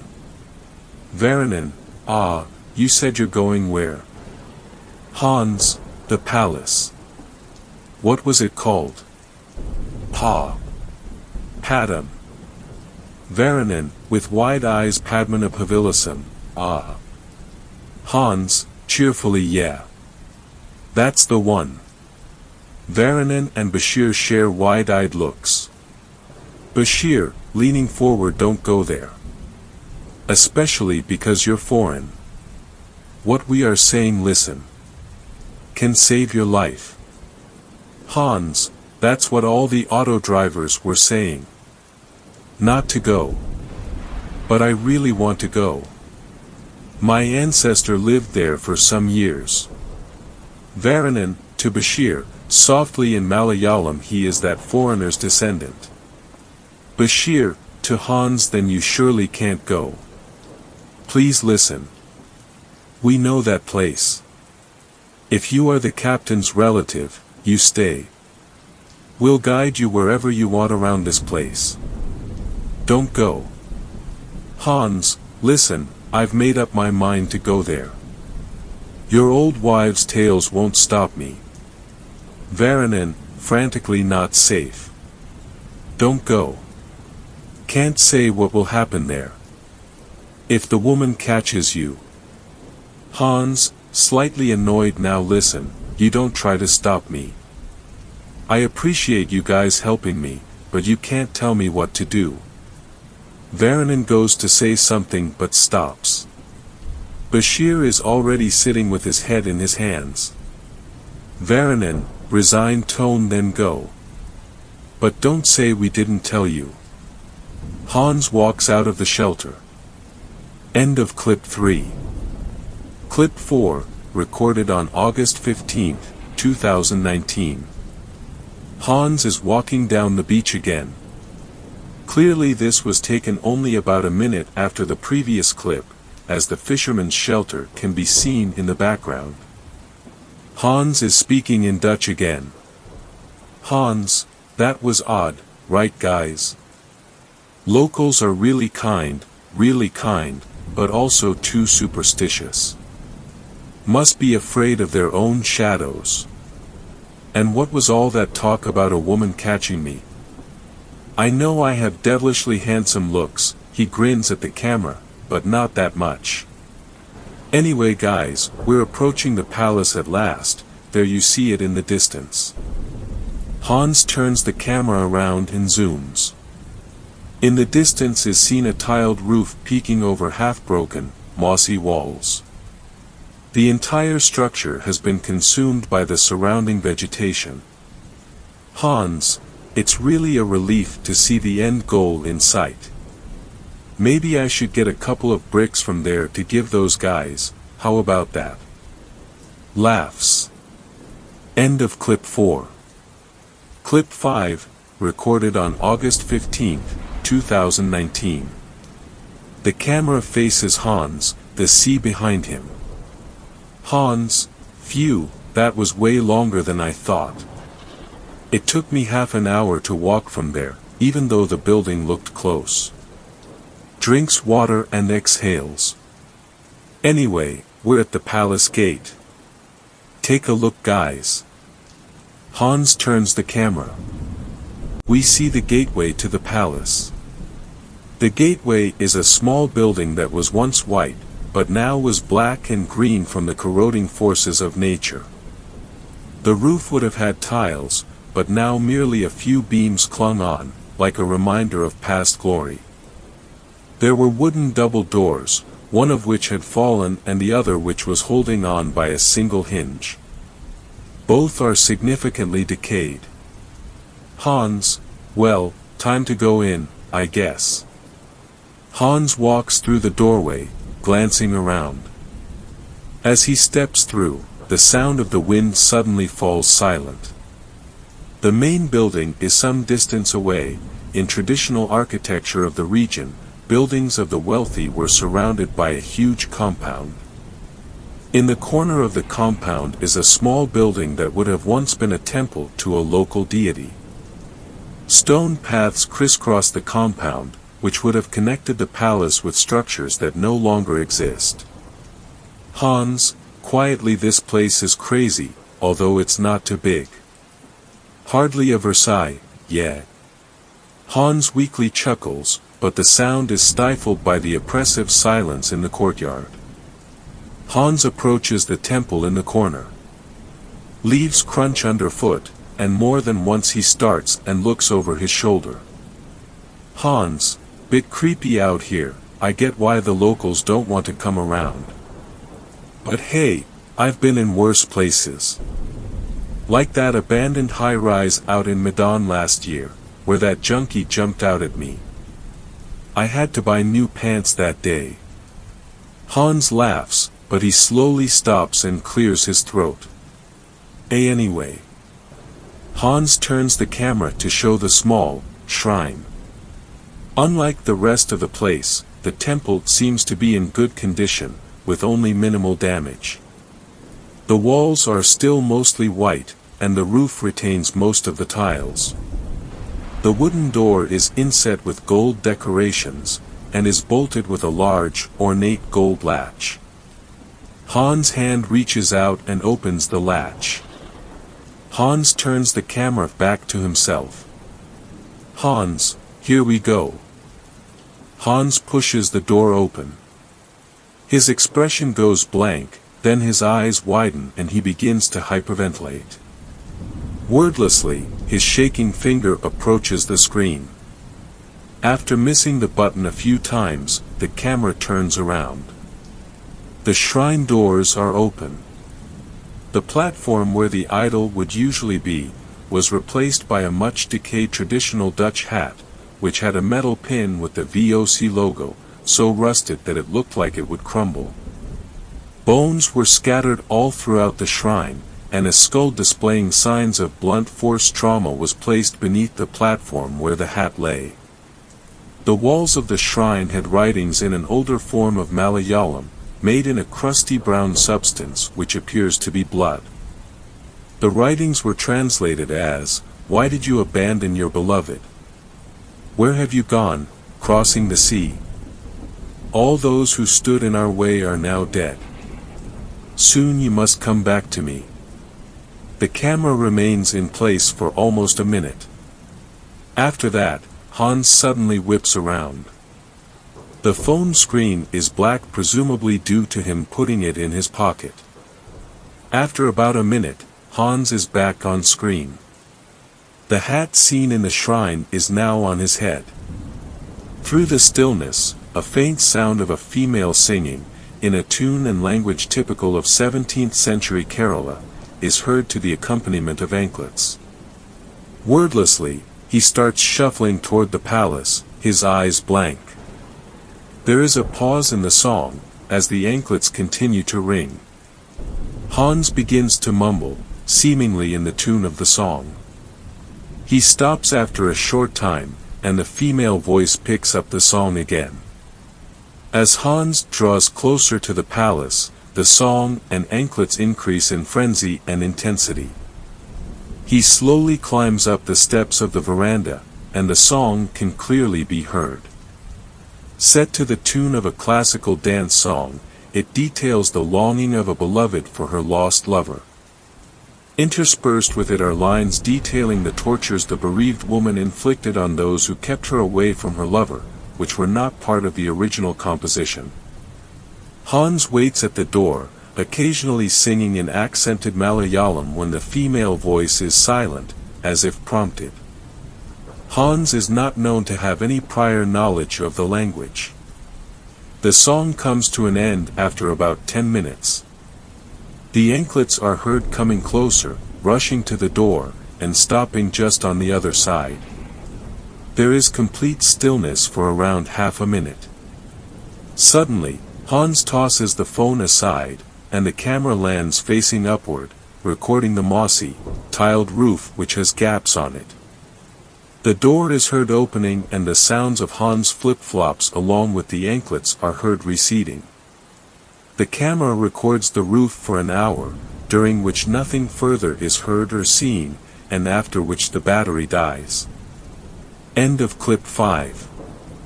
There was no more media on the phone, so it is unknown how it reached the beach, nearly 250 meters away from the palace. The phone was dead when retrieved by Adhif, and had to be started by an IT team from Kozhikode city, upon which the above clips were accessed. Preceding these clips were regular clips shot in Kochi city, where he was staying prior to his arrival at Karanadavur. Upon viewing the clips, the Kerala police declared the case closed, and attributed his disappearance to a riptide when he went to swim in the sea.